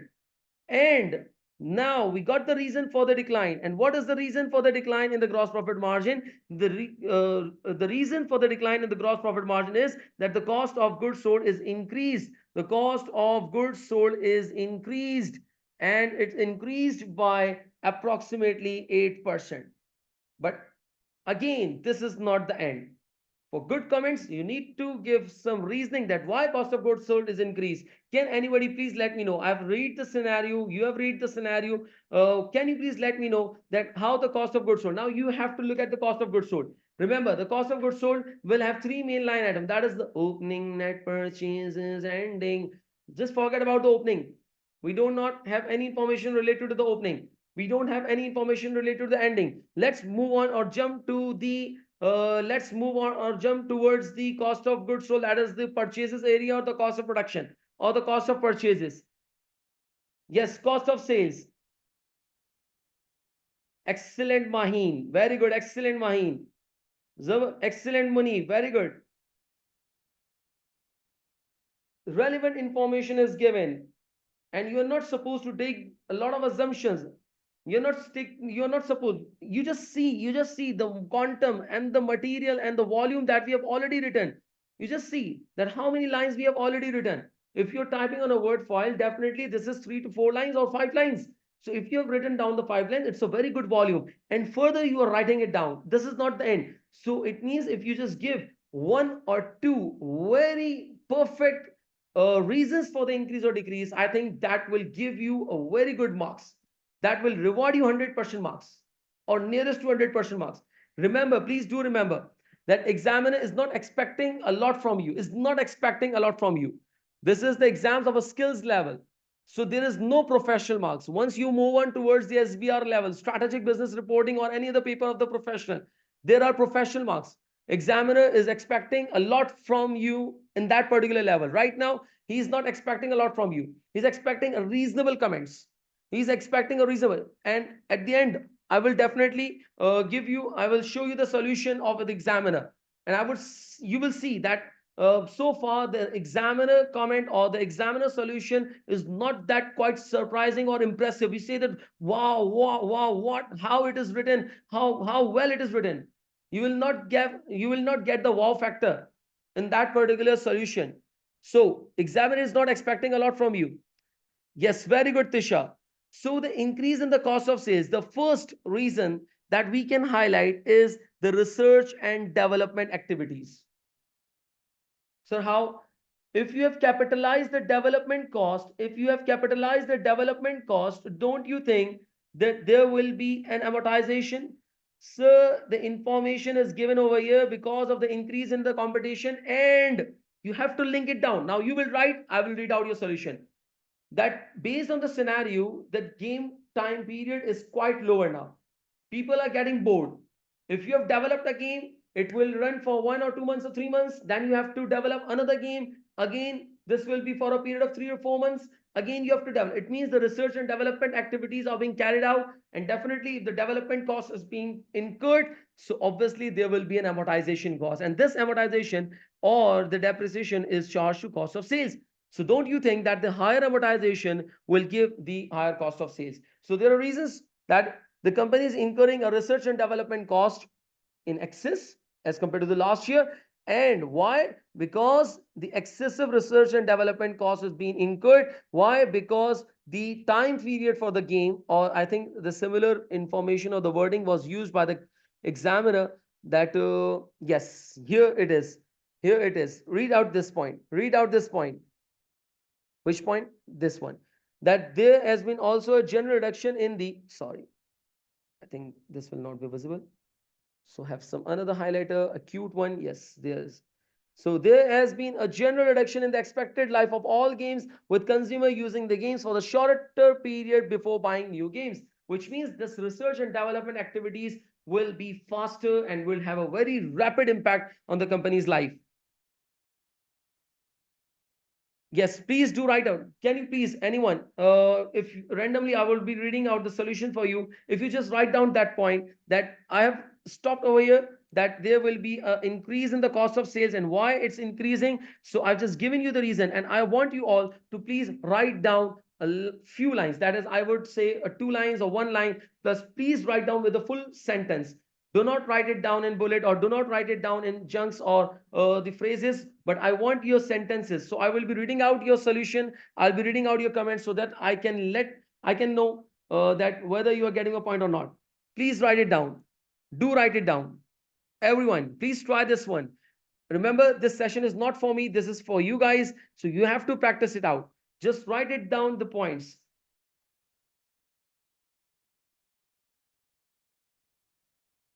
And if you can, please make your comments, everyone, so that everyone could read it out. Please do not hesitate. Do not shy. If you're writing, do not think about this one, that if I'll be writing wrong, so what? So what's the point? So what's the problem with that one? Disha, are you talking about this one? Please make your comments for everyone.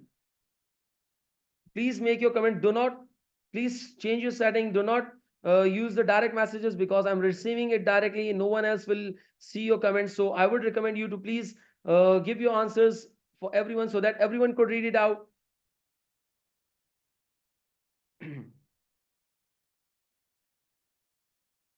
Vanya, you have written perfectly, but again, make a proper sentence for this one. Vanya has written that increase in the research and development cost due to the change in customer preferences in gaming. But this doesn't make sense. Please write it down, the complete sentence. That makes sense.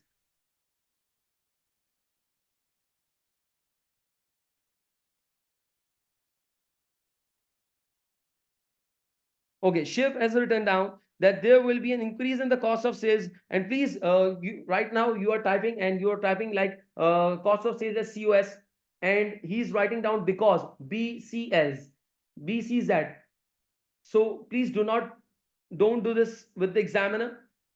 Examiner will or might offend this one. So please write down the proper and in a complete. Do not use the short form as you normally use your chatting purposes, as you use the words for the chatting purposes. Please don't do this with the examiner.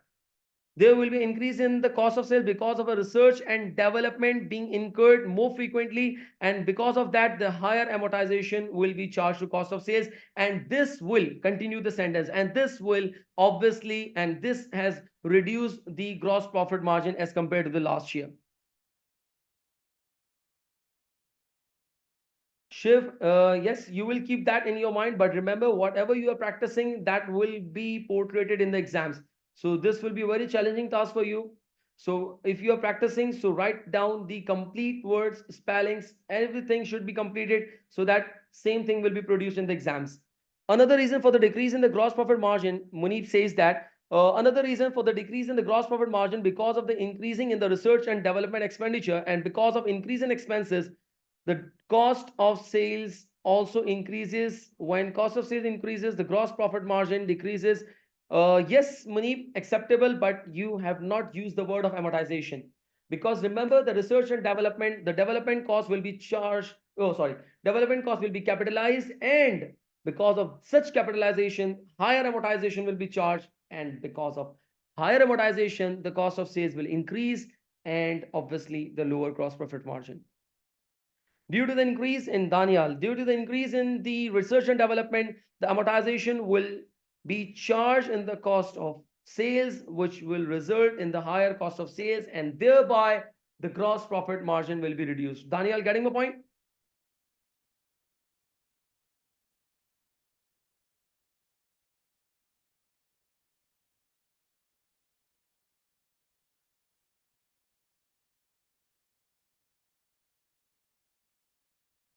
Okay, this is something we have commented. Okay, now let's move on. But this is not the end again. This is not the end again, because don't forget that we are here to evaluate the situation of a disposed subsidiary, the subsidiary that we are going to dispose of. So what we have to do, let's continue with here. What I told you, that if any part of the division or the subsidiary we are going to dispose of, calculate the gross profit margin for that particular disposed subsidiary. In continuation with this one, first of all, what we have done, we have compared this situation from the last year to the current year, and we have seen that there is a decrease in the gross profit margin. Now let's evaluate the gross profit margin of a hollow company. And if can we calculate the gross profit margin for the hollow company? Yes, we can. How? There's a relevant information related to the hollow company is given over here. That is, the gross profit is 180 divided by 33,500. Can anybody please calculate the gross profit margin?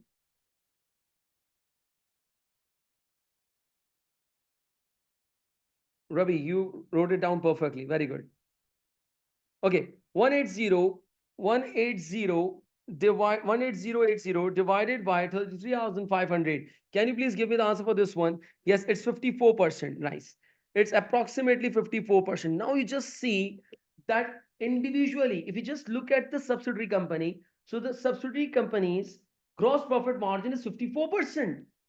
However, the group profit margin is 46%, which means that the subsidiary company is a highly profitable company, having a very good profit margin as compared to the group profit margin. If you just see that the group profit margin is 46.1%, but if you just look at the situation, so the gross profit margin of a subsidiary company only is around 54%. It's 54%, which means now you have to give the comment on this one, that the gross profit margin of a subsidiary company, of a hollow company, and please try to use the words or the name of a company in that particular situation as well, that the research and the Plodal company is incurring a research and development. So please try to use the words of a company, so that will give a familiarity with the scenario. So please write it down, the name of a company. So the Hollow company's individual gross profit margin is 54%, which is quite higher than the group profit margin, which shows that the gross profit margin or the Hollow company is contributing a massive profit, to the group. Are you getting the points? And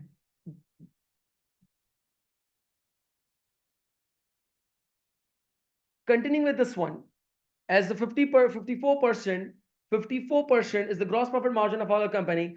And continuing with this situation, you also write it down. You can also write it down that while disposing of a company, because if you have stated the result of an individual company, now connect or try to have a connection that what will be the impact after the disposal or addition. Now you have calculated the individual result of a disposed unit. Now just connect it, that what will be the impact on the group, what will be the impact on the group, whether it will be a favorable impact or the unfavorable impact. Can you please write it down? Can you please write it down, the situation that we have calculated the gross profit margin of hollow company. Now you have to connect it, that what will be the impact. This is something a very logical sequencing. Just recall the sequencing. First we interpreted the ratio, and then we connected that whether the increase is favorable, and we connected with the scenario that given the scenario it's increasing, and then we just connected with the reasoning that why it's increasing. And at the end what we are doing, that we are commenting on the disposal part, that the subsidiary which we are disposing, the gross profit, the individual gross profit of that Hollow company is 54%. And now finally, the last nail that we would need to put it on, that what will be the impact? Whether, what do you think, that whether it's a favorable thing, whether it is going to be a very good thing for the group? Yes, Shiv, very good.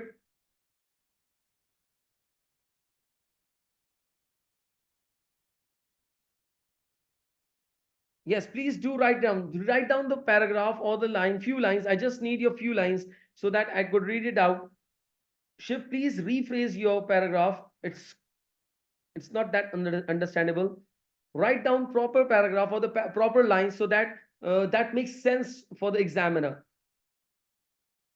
I want you all to write it down, because this is something you will get the confidence or the motivation that yes, you can do it. And mark my words, yes, you can do it. It's not that an impossible task.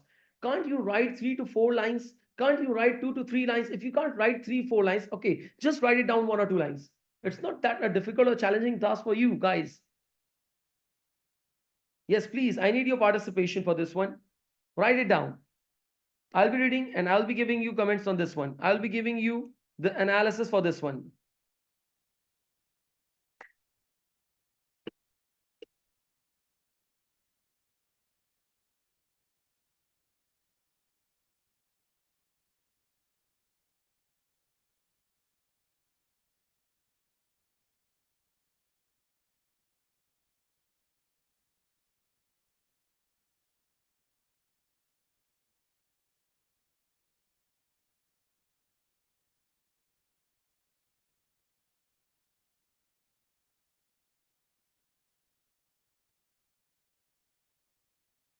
Okay, one comment that I have received, that we will have an unfavorable impact from commencing accounting period or for the upcoming accounting period because of the disposal, because subsidiary is higher profitable, or we can say that, rephrase it please, the subsidiary is having a higher gross profit margin than the group, than not parent company, because we have compared this thing with the group ratio. So then the group, and because of disposing, group performance from the next year will decline. Yes, while if the company dispose of that subsidiary, so definitely this gross profit margin will not be retained or will not be earned in the upcoming accounting periods. Okay, the another comment that we have received, there will be a negative impact in the gross profit of the group company because the subsidiary individual gross profit margin is increasing. So there is not a good decision to dispose of the subsidiary. Yes, Daniel, I agree with you, but please, right now, do not give the conclusion for this one. Just keep this point for the ending or for the conclusion. Otherwise, it would be overlapped. Once we will be having a conclusion paragraph, so this will overlap. So you just give this, you give the comment that that the gross profit margin in the upcoming year will definitely decline because the parent or the Plundal company, please use the words of a company. I'm repeating again and again. So far I have read out 2 or 3 comments, but none of you guys have used the words of a company. You are using the word of a parent or subsidiary. Do not use the word of a parent and a subsidiary. Try to use the words of a companies. This will give a familiarity. This will give some connection with the question. Okay, another thing, Hollow company. Yes, Tanzeen. Hollow company is contributing a major portion of a gross profit. Nice, very good. You started very nicely. Hollow company is contributing a major portion of gross profit in the consolidated group gross profit. Consolidated and group, both are the similar thing. Use one thing. If you're using the gross profit in the consolidated gross profit or group gross profit, it's quite same, which means that the disposal of Hollow company would eventually decrease the gross profit in the upcoming years. Nice, very good. Munib, there is huge impact of disposal of a subsidiary Hollow because the individual gross profit margin of Hollow company is quite profitable as we see, but after the dispose of the Hollow, the gross profit margin of the group decline. Yes, obviously perfect. One more thing that you can and you should think about this one, that use the percentages. As we have calculated the gross profit of Hollow company is 54%. Why you guys not using that word? That Hollow's individual gross profit margin is 54%. which is quite above the gross profit margin of a group, which is, I guess, 46% or whatever it was. So please use numerical terms. Numerical terms. This will give a very good impression to the examiner. Whenever you are using the numerical terms, this will definitely give a very good impression to the examiner. This is why we have completed the ratio of gross profit margin. Now it's a complete package now. Definitely there might have some ideas, you get some ideas more if you just read out the information. So the other information, there could be more ideas, but I think this is a very sufficient volume, or the sufficient information, or the sufficient data that you have given for the gross profit margin. Conclusion can be, because people are preferring online games more than buying the physical, this decision may impact the group on a positive basis, as subsidiary main course of business is packaging games, and the directors are seeing a fall in the market. Perfect, excellent. This could be shift, but this will be done in the conclusion. Yes. Okay. Now, this is what we have done for the gross profit margin. And just if you have points that what you have to write, like I told you, that first of all, give the meaning of a ratio, increase or decrease, connect with the scenario, give the reason for the increase or decrease, and if there is addition or the disposal case, then you just link it down, calculate the individual, or give some comments on individual performance, and then give an effect or the impact that if it will be disposed, what will happen. So this will be a complete package. Okay, now let's move on towards the net profit or the operating profit margin. And this is what you are going to write it down. I'm not going to write it down. I'm just going to explain you the formula for this one. But this time I'll be expecting a good paragraphing. I'll be giving you 5 to 10 minutes. Write down a very good paragraph. It could either be 5 to 10 lines. It doesn't matter. I'll be reading out with some random solutions. So please write it down. Operating profit margin, first let me give you an understanding that what is operating profit margin, and afterwards definitely you can, and afterwards you will be commenting on this one. Okay, so operating profit margin, the formula for the operating profit margin was that is the operating profit or the profit before interest and tax. So far here, the operating profit, we are using the word operating profit, divided by sales multiplied by 100. Now what it represents, that how much amount of sales is being generated, how much amount of profit, and which profit after deducting the expenses, how much amount of profit is being earned, how much amount of profit is being earned by selling a product. Hamza?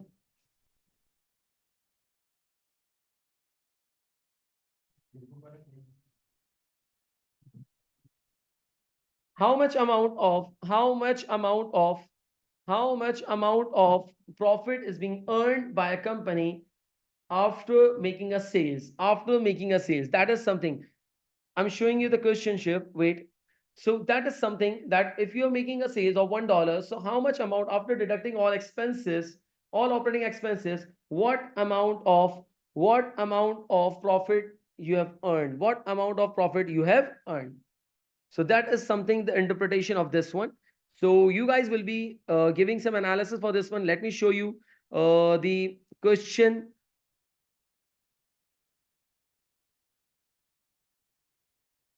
Please try to follow the sequencing that I have provided you, I have taught you, and this will really help you out in commenting. You will get to know that what should I write after this one? What should I write after this one? This seriously happens with the students, that they are unable to write it down. They are unable to express their opinion because they do not know that what to write. So this is what I have given you, the hierarchy. Just follow this hierarchy, and hopefully, inshallah, at the end you will be able to write a very good comment.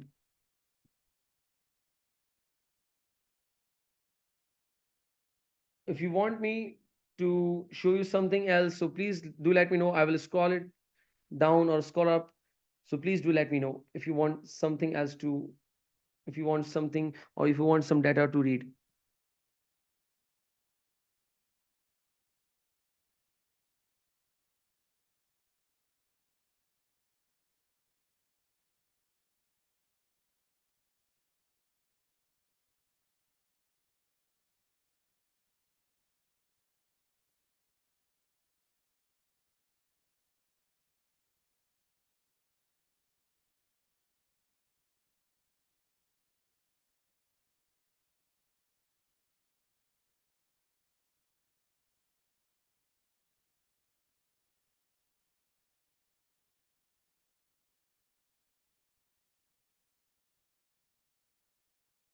Please do not write, do not give me the answer in bits of pieces. I want a complete answer. Take your time, 5 minutes, 7 minutes, doesn't matter.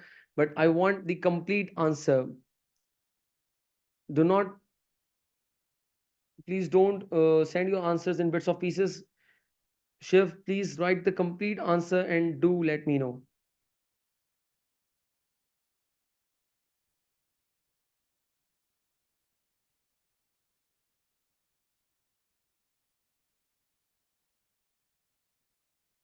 Okay, let's read out the comments. I have received some few comments, so let's read out and give some constructive feedback on this one. Here we can see that the operating profit is significantly decreasing by 13%. It's not decreasing by 13%. I think it's decreasing by 4% something. So please make it correction. While sales have been increased by 5%, I guess sales was increasing by, we have calculated the sales was increasing by 82,300. If you just calculate it, 86,400 minus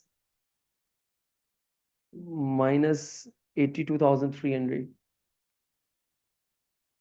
82,300, that is 4,100 divided by 82,300. It's 4%. It's 4%. Okay, you have stated, okay, 5%, you have rounded off. Okay, so sales is increasing by 5%. Okay, operating profit is decreased because operating expenses are higher by a whopping 16.5% compared to the last accounting period. This can because of higher rent, salaries, and admin expenses, or because of the higher cost of electricity, as group's main course of business is developing games, which requires higher number of technical houses. Yes, it makes sense. But it's not that a good one. First of all, the one thing, okay, I just accept this one. If you have not written down the meaning or the increase or decrease is favorable, it's perfectly fine. It's acceptable. But the thing is, Shiv, you have not given a more appropriate reason for this one. You have taken multiple assumptions over here that the salaries and admin expenses, these are the irrelevant, or we can say that these are the assumptions basically. So you have not utilized the information that is given in the question. Let's read out few questions. Let's see what other says that operating profit margin and one more thing, Shiv, you have not identified and you have not given the comments on the disposal of a subsidiary. You have not calculated the results of a subsidiary, that is a Holloway company. You have not incorporated that thing, which means that particular comment on the operating profit margin is incomplete. Operating profit margin defines, Munif says that operating profit margin defines that how much profit company earned after deducting operating expenses, and usually the operating profit margin is favorable for the organization. Very good, excellent. And there is a very good connection in the sentence. But here we can see, seen, not seen. We can, but here we seen the operating profit margin of Plundal company, not its group. It's good. Group. Plundal Group is decreasing by 4%, and it's clearly seen the operating expenses in 2007 is 19,300, and in its current year it's increasing with 3,200, and operating expenses include the admin and the selling and distribution expenses, and might be another reason for the decline in the operating profit margin of a Plundal Group, not company, because of disposal of a Holloway company. Holloway operating profit is 13,580, but Plundal company disposed the hollow, it really impacts the operating. One more thing, Manip, that so far the group is not yet been disposed of. So please, while reading this last sentence or the last line which you have written, it seems like that the Holloway company is being disposed of. No, it's not being disposed of. Again, I couldn't find out a very good reason for the decrease in the operating profit margin. I couldn't find out a very good reason. I couldn't find out the very good reason. What you have done also, that you have taken an assumption that admin and selling expenses are increasing. Connect with the scenario that which selling or which expense is being increasing. Okay. Vania. Operating profit margin represents how much profit is earned on a $1 sales. In this scenario, Plundal company, not company, it's a group, please.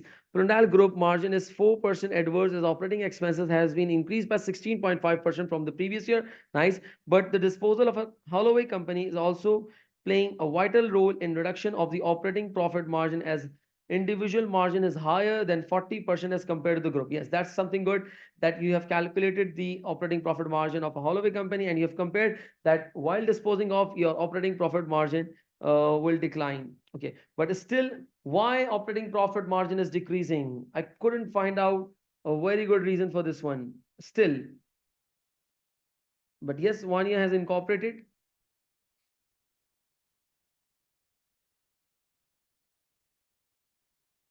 As we see the Plundal, Kamar says that as we see the Plundal group's ratio of 2007 and 2008, the consolidated operating profit margin is 24.2, and in 2007 it's 20% in, and it's decreasing by 4.2% in 2008. It's just because of the similar amount of the plant and equipment are leased out by both the Plundal company, Holloway company, which charge a higher. Excellent. That is something that I was searching for. That if there is a life is 3 years, and if there's a life of 10 years, obviously if the life is 3 years, so obviously the higher depreciation will be charged. So that is the relevant reason. What you guys were doing, that you were giving the general comments for if the situation is there. But still, let's read out. High depreciation, and it leads to an increase in the operating expenses, and the operating profit margin is decreasing. Again, Kamar, this is the incomplete answer. This is the incomplete answer, because you have stated a very good reasoning for the decrease in the operating profit margin, because the higher depreciation is charged, because the leased asset of a Plundal company is having a very lower life, that is for the 3 years, and if the life is lower, definitely higher depreciation will be charged. But what you have not incorporated, that what will be the impact of the disposed subsidiary. You have not incorporated the performance of a subsidiary. So please, I just gave you a checklist for this one. Whenever you are commenting, you have a checklist. You always have a checklist that you must account it for. That I have accounted for the definition. Yes. I have accounted for the favorable and favorable. Yes. I have accounted for the results of the ratios which I have calculated. Yes. Whether I have connected that result with the increase or decrease. Yes. Whether it's addition or a disposal of a subsidiary, and if addition or a disposal, calculate the ratio or comment on the performance of that individual subsidiary, and then have an impact on the group. So this is what I've given you, the checklist. Please make sure that you have a checklist in front of you, and you, while commenting, you must have calculated and you must have comment on these things. Yes, anyone else, please?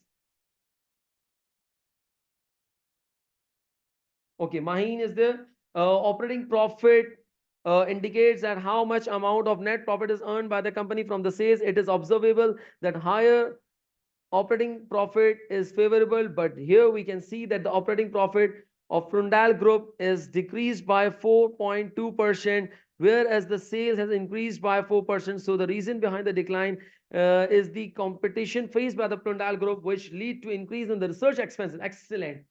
Now, this research expense and the depreciation is a perfect reason and will make a complete package. Because remember, if you are developing new games, you can write it down over here. You can connect this one. That Plundal company is developing new games, and because of which the higher research cost will be incurred. And because of that higher research cost, definitely the operating expenses will increase. And because of such increase in the operating expenses, the operating profit margin is decreasing. And yes, amortization. So far, the amortization will not be that much relevant, Maheen. Reason being, because this amortization we have already accounted for in the cost of sales. So this will be a duplication. This will be a duplication. It's still not complete. Yes, I know it's not complete. Further information and the further subsidiary information is also required. Please, I need a full flash. One answer that should be complete so that I can move on. One complete answer, so that on that answer we can on that answer to which I can say that it's something amazing.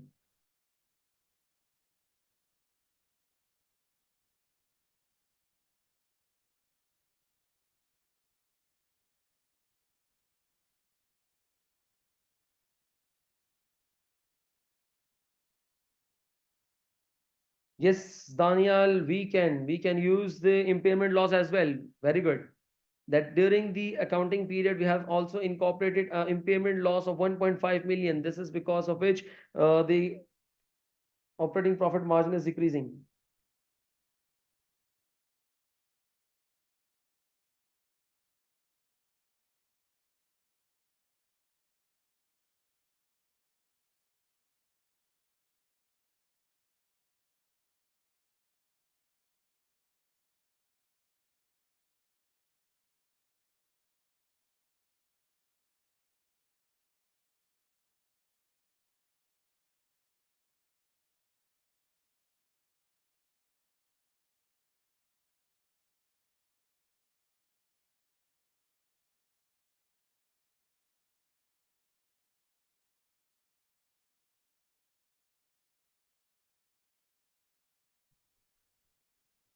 Okay, there's a comment from Tisha.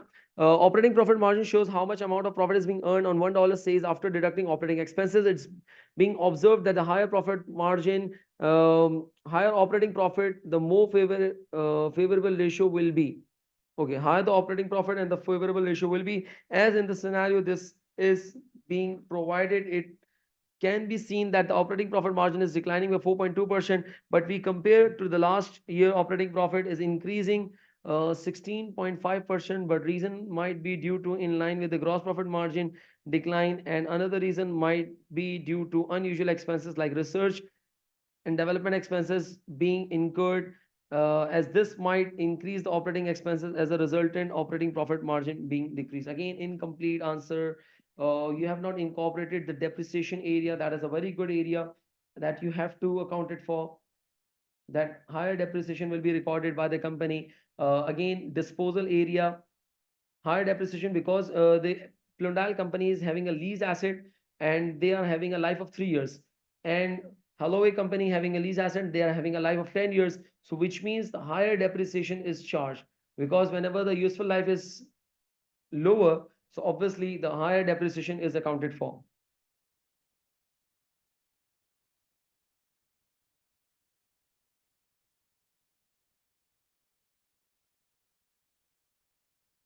Higher use of resources because of, yes, Vania, this could be a very good point, that higher use of resources, or you can say that the technical resources or the technical, even you can also use some assumption values or assumption grounds, that for example the licensing or the patents or technical staffs or the skilled workers are required. So higher use of resources for of research and development work, leading to increase higher depreciation charges or higher operating costs or higher salaries. And can this reason be? Yes, this could be incorporated. Disha, you have not included the disposal area as well. This is very important. This is a complete package. This is the complete package. I don't know why you guys are not following the instructions. Okay, let's move on. So I guess you have got the point that how to write down the comment for the operating profit margin.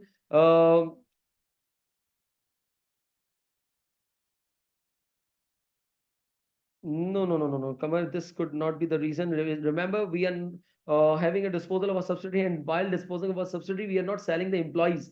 We are not terminating the employees. So there is no need for the golden handshake. While we are selling off a subsidy, which means we are disposing of the shares. That's it. There is no need for the golden handshake. There is no need to shake the hand, man. Please keep your hand with you. Invalid assumption. Sorry, Kamal. Okay.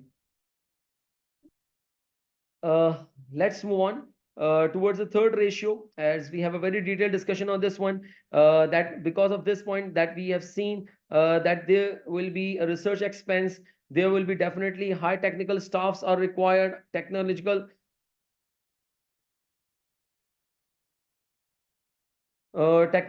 areas are required, so skilled workers, technical areas, definitely these will be the expenses that will be incurred, so because of which the operating cost or the operating expenses will increase. Again, from here we can extract it, the depreciation, higher depreciation will be recorded. And obviously you must have calculated the operating profit margin of a subsidiary. If you just calculate the operating profit margin of a subsidiary, that is 13580, none of the guy or none of the candidate have calculated this ratio. Can you please guys calculate this ratio?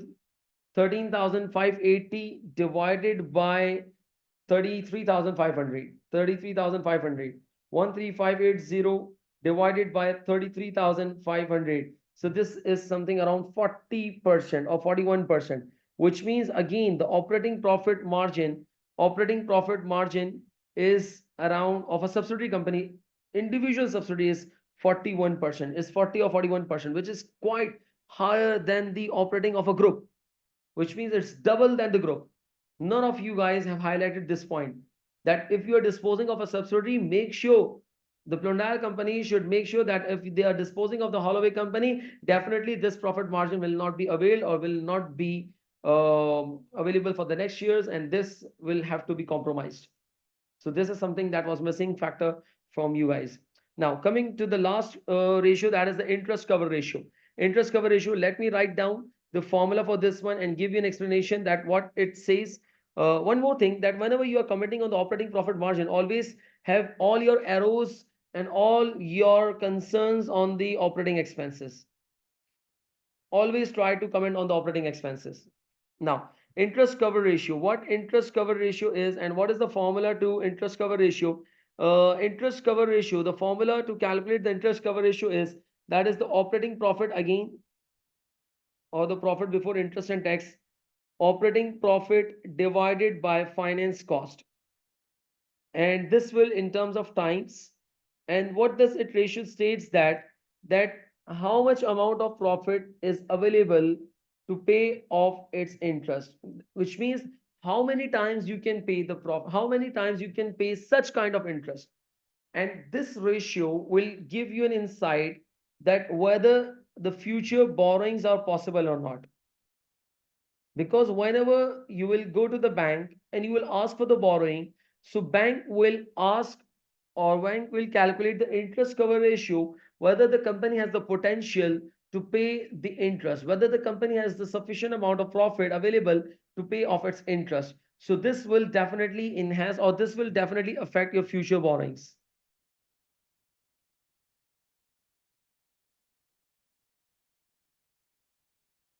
Yes, Kamal, acceptable, acceptable. Okay. Can you please guys have comments on the interest cover ratio now, please? And now this time I need proper, and I need the complete comments for this one. This one is the last ratio. So please give a proper understanding for this one. If you don't guys have a question, I told you that please take a screenshot of this one. A screenshot of this one. You can take the screenshot of this one. I'm having. You guys can please take a screenshot of this one. Just take the screenshot of this part and then this part. I think this is sufficient for you guys to comment. Now, please let's comment on the interest cover ratio. Let's read out. Okay, let's read out the first comment for the interest cover ratio. The interest cover ratio indicates how much funds are available to pay off such kind of interest in 1 year, and higher is favorable, but there is a limit for the excess of interest cover ratio. Kamar, please note it down that there is no limit for the interest cover ratio. That if the higher is, for example, 3 times, 4 times, 5 times, yes. The for lower it has some limit. For example, it should not be less than 2 times. For higher, there is no limit. Please remember this one. If you're writing down that there's a limit, so you should write down that there's a limit for the lower interest cover ratio, but for higher there is no limit, because if the profit is more, so definitely there is a positive sign. There is no negativity inside this one. So if you see the ratios of a Plundal company, Plundal group, please, I am kept on repeating on this one. It's a Plundal group. The interest cover ratio is also decreasing by 0.3 times, that is, which is 3.5 times and 3.8 times in 2007. Okay. So the similar amount of plant and equipment are leased out by the group, the higher interest will be charged, and it reduces the funds by 0.3 times. Although the Plundal group is disposed of the hollow company, which means the leased assets are also disposed of with the hollow company, it will reduce the interest charge. Very good. Yes, I can restate this sentence or restate this particular scenario. It's a very good point that Kamar has highlighted. And what is that point? That leased asset. Yes, definitely you can link this one. This is something that you have to link it. That because of the lease asset, if you just see that the Plundal company is having a lease arrangement of 3 years, so which means the higher interest rate is charged. Similar nature of assets are there. If one asset is purchased for a 10 years lease and one asset is purchased for 3 years lease, obviously the price will remains the same, and here the interest is divided in 10 years and here the interest is divided in 3 years, which means higher interest expense is charged. Why the higher interest expense is being charged? Because of the increase in the interest expense, because the Plundal company is having a lease arrangement or lease term of 3 years.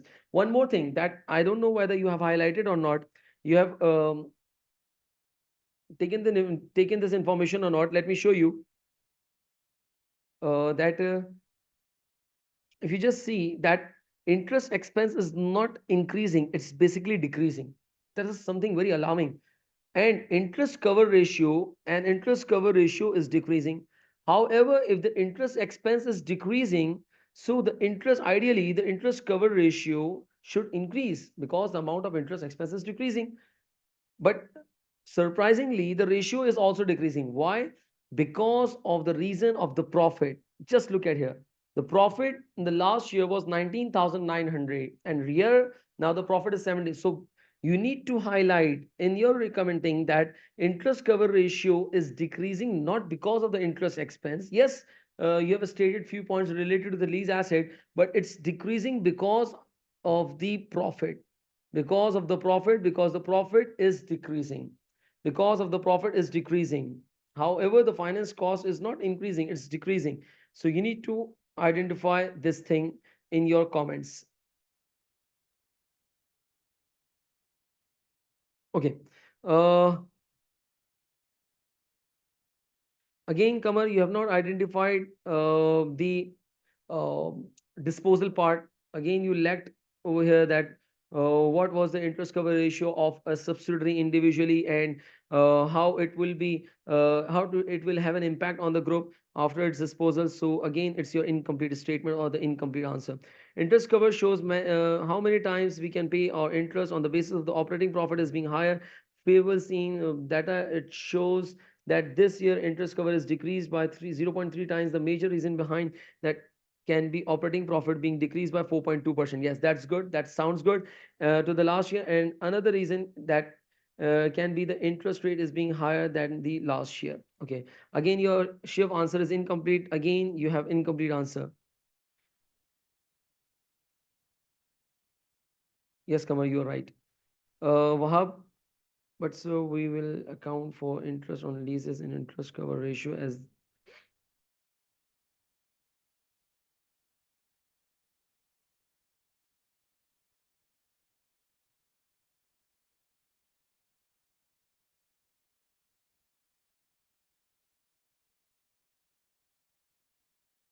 interest expense and finance cost both are same. Wahab, always remember finance cost and interest expense both can interchangeably be used. So definitely we can use the interest or the finance cost on leases while commenting on this ratio.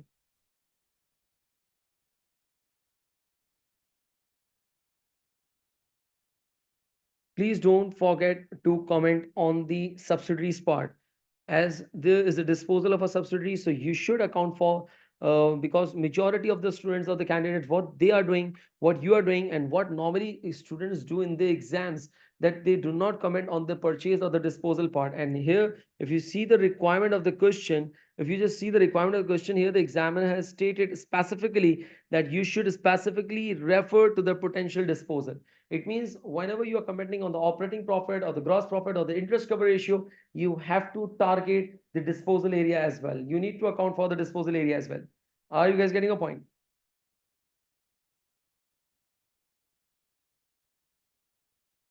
Okay, now let me show you the answer that is given by the ACC examiner. That is given by the ACC examiner. Let me show you the answer for this one, and we will evaluate.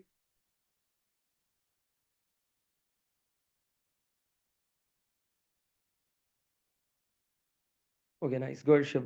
That sounds good. Okay, now let's try to evaluate the answer. That is the what we have done. That is the first part. That is to calculate the gain on disposal, and we have calculated the gain on disposal. Uh, just look at the answer and thank me later. That we have calculated the very correct gain on disposal. That is $15,000. That is we have been rewarded with the 5 marks, and then we are about to calculate the ratio calculation. That what we have done, that the updated ratios we have calculated for 2008, that is 41%, 9.9%, and 1.7%. The updated revenues we have calculated, the gross profit and the operating profit we have calculated. And now let's read out the comments. Let's read out the comments. And seriously speaking, once you will read out the comments and the comments which you have written down, you will find itself in a better position. Just look at the comments. Okay. Group revenue has increased in the year. Group revenue has increased in the year from 82.3%. Okay, now One more thing, that examiner will definitely not be using the definition of ratio and increases favorable, decreases favorable, and have given you the disclaimer. This is not required by the examiner. Why I'm giving you an insight to write down these lines, so that you can at least start. And once you will start, you will have a linking and you will be able to write down a very good answer. So group revenue has increased in the year from 82.3 million to 86.4 million. And it would be very great if you will show this information in terms of percentage, that by what percentage the revenue has been increased. Okay, showing that the group has performed well despite the competition faced from the new companies as Holloway company. Just look at this one. Examiner is highlighting the company's name. It's not using the word subsidiary. Holloway company generated 33.5 million sales. It appears that most sales still come from the rest of the group. However, a disposal would have a significant impact on the overall sales of that represents 39% of the total revenue. That we could have done this one, that the sales revenue of a subsidiary company, sales revenue of a subsidiary company divided by the total sales revenue of a group, this will give you a percentage that is 39%, which means that shows that the on the total sales of a company, that is the group, 39% sales revenue pertains to this subsidiary company. The gross profit margin has slightly declined in the year, that is from 47.6% to 46.1%. This could be due to the Blondal company's investment in research and development costs incurred in producing new games. Full stop. Now, so far, it just highlighted the one thing, that is the research and development. And if you see your comments, you have done very brilliantly, and you have explained it, that how that you have incorporated the amortization, you have incorporated that research or the development area as well. It could also be that the games have had been reduced in prices following the increase in the competition in the market. When the results of a Holloway company are excluded, we can see now, that is something that I was forcing you guys. So please do not leave that point, that if the subsidiary will be excluded, what will happen. We can see that the rest of the group makes such a lower profit margin than Hollow company, which makes gross profit margin of 54%. Holloway company is in a different industry that Plundale company, but how Holloway company packaging products maybe carry less risk than the development of new gaming products. Plundale company could potentially consider not selling Holloway company due to the low risk.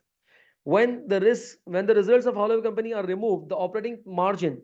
Now you just see that from here, the gross profit margin is completed, and now examiner has moved on towards the operating profit margin. Operating profit margin. Holloway companies, sorry, when the results of the Holloway company are removed, the operating profit falls. This shows that the Holloway company generated margin for above the rest of the group, which suggests that another reason for keeping the Holloway company, which means again what we have calculated, that Holloway company, that is a subsidiary company, is having a 41% of the net profit margin. Again, removal of a Holloway company can be a nightmare for the group. The current year impairment loss does arise a concern over the Holloway company, as they have lost one of their biggest customer. This will have obvious risk over the potential for decline in the future revenue. Yes, we must have accounted for this one, but if you have not accounted for this one, doesn't matter, because always remember, the examiner comments or the examiner answers are always written in a very relaxed environment. These are written with the research environment, and most important, that the person who is writing down that comment is the experienced one, is a qualified one, and obviously you cannot reach to the level of that particular examiner. So if you have not written down any one or two or three comments, so please do not demotivate yourself. If you have written down at least 50% of that area, whatever the examiner has written, it means you are up to the mark. Okay, the current impairment loss, okay, this is done. The interest cover ratio, and you just see that operating profit margin, he has just written, I guess, 2 to 4 lines. And now what you are doing, you are writing down a lot of area, and that is all the relevant areas. You are incorporating the amount of depreciation, you are incorporating the point of a depreciation and the research expenses. These are all the relevant areas that you need to account it for. Now, the interest cover ratio has declined in the year. There has not been increase in the finance cost. So this is due to the decline in the profit. This version further, when Hollow company is excluded, Hollow company not only generates higher profit than the rest of the group, but has a lower interest is 1.9 out of 4.9 million, which means out of 4.9 million, the interest expense of a subsidiary company is just 1.9 million, which means hollow company has having a lower interest expense. And the reason for the lower interest expense could be because they have the leased asset over a period of 10 years. Obviously, lower interest expense is charged. The different attitudes to leases will also influence the interest cover. Yes, Pluralsight company will show lower finance cost due to the shorter leases that hollow company despite the amount of the lease. And one more thing, that in the next or the upcoming year, because the lease arrangement will be ending in the next accounting period, so afterwards there will be no interest expense that will be charged by the Pluralsight company. Now, moving on to the conclusion area, overall the group is performing reasonably well, but hollow company appears to be the most successful part of by far. Disposing of this may mean the Pluralsight company or the group may invest the cash in the core business, but this seems to be performing worse than the hollow company, which means we are recommending that the Pluralsight company should not dispose of the Holloway company, because as far as the gross profit margin is concerned, it's quite better. Net profit or the operating profit margin is concerned, you can write it down, you can expand this information. As examiner is being so precise in this conclusion, you can definitely write it down that the gross profit margin of a Holloway company, the net profit margin, and the interest cover ratio, all of these ratios and the overall performance of the subsidiary or the Holloway company is far better, far better. So it's quite recommended that the Holloway company should not be disposed of. Otherwise, the parent or the group or the Pluralsight company will having a very big impact on the performance of the company or on the profitability of the company or the profitability of the group. So additional points that could be included, it also possible that the amortization, now here the examiner is giving you the other options, that if you have written the amortization on the development cost, that would be a very good edge. And discussion on the discontinued operation, Pluralsight company is likely to have higher depreciation cost in relation to the leases being over shorter period of the hollows company, which means we have already accounted for these points. So this is the suggested answer, this is the solution. Now you can just see that if I would say that whatever you have written and whatever the examiner has written, you can definitely compare it, and you will see and you will decide at your own that you have written far better than this one. I would say this one, that you have written far better than this one. So what I have given you the insight, that whenever you are going to write down the comments, please, what you have to do, just make a checklist of it. Define the ratio, increase and decrease, calculate the results, and link the results with the increase and decrease. Give the reason for the increase and decrease, and how you are going to give the reasons. Reasons will be there in the questions. Data will be given in the question. And finally, if there is addition or the disposal, please don't forget to account for that particular area. Yes, Alhamdulillah, Kamar. Yes, we are almost 80%. Interest cover ratio. Okay, Vanya has write it down the interest cover ratio. So just read out this one. Interest cover ratio states how many times a company can pay its interest expense. From previous year to this year, interest cover has been declined by 0.3 times, which is little unfavorable for the Pluralsight group, as it has frequently changing nature of business, which may lead to higher need of loan. Very good. That's a good point that we have covered. Loan which could be hard to acquire, because lower interest cover ratio will definitely have some difficulty in the future borrowings. The reason for this can be a declining the profit from the previous year, and also the disposal of the hollow company, which seems to be the profitable. Vanya, please do remember, we have not disposed of yet. So you can see that you can state this one, that because or if the Holloway company is being disposed of, so again there will be an impact on the interest cover ratio in future, as the individual interest cover ratio of the Holloway company is 7:1, which means 7.1 is 7.1 times, sorry, which means far better than the group. So it's perfectly fine. Again, Vanya, you have not written down. Okay, but okay, you have written down the disposal impact as well. So that's perfect. That's perfectly fine. So are you guys getting this point? So it's not that a difficult area. Please do not demotivate yourself. Do not feel so pressure that how we going to account it for, how it is going to be how it is going to be affected, and how it is going to be implemented. So it's very easy. Try to make some checklist, try to make a checklist, and give a feedback, and try to make comments based on that checklist. And once you will make a checklist, you will see that you have a very huge data. You will have a very huge data to represent or to state or to write it down. You will have a very huge and a massive data available with you, and you can definitely write it down. So please have some confidence, and I would recommend you to please mark the question that I'm giving you. Please soon after this session try the question for the March, June 2023. The question which we have done right now, that was the September and December. That was the September, December 2023. I would recommend you to please attempt the question for the March, June to 2023. Again, in this particular, that is the last attempt, or in March, June 2023. Again, there is an area with the consolidation plus ratios, and you will find out that examiner is asking frequently consolidation along with the ratios. So please try this question. Please try this question. And if you want to give me the answer for checking purposes randomly, definitely it will be very difficult for me to check the whole answer. So you can definitely give me, for example, if you have calculated and if you have commented on the gross profit or the operating profit margin, you can definitely send me the screenshot.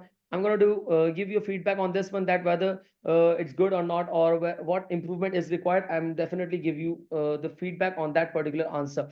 One more thing, that if you have any concern or the query, definitely you can raise it. You can definitely note down my cell phone number, that is 9233 22 66 721. You can definitely WhatsApp me. Whatever the problem or the situation condition you have, you can definitely reach me out on this number. This is available on WhatsApp. And one more important thing, that your valuable feedback is required on this session, whether this session was useful for you guys or not. So you have, please do let us know. Do let me know. This will definitely encourage for the upcoming sessions.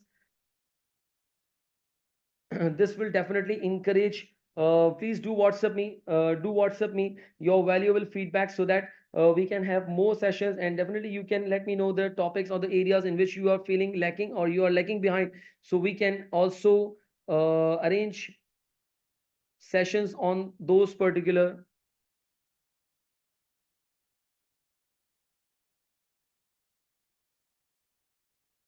areas.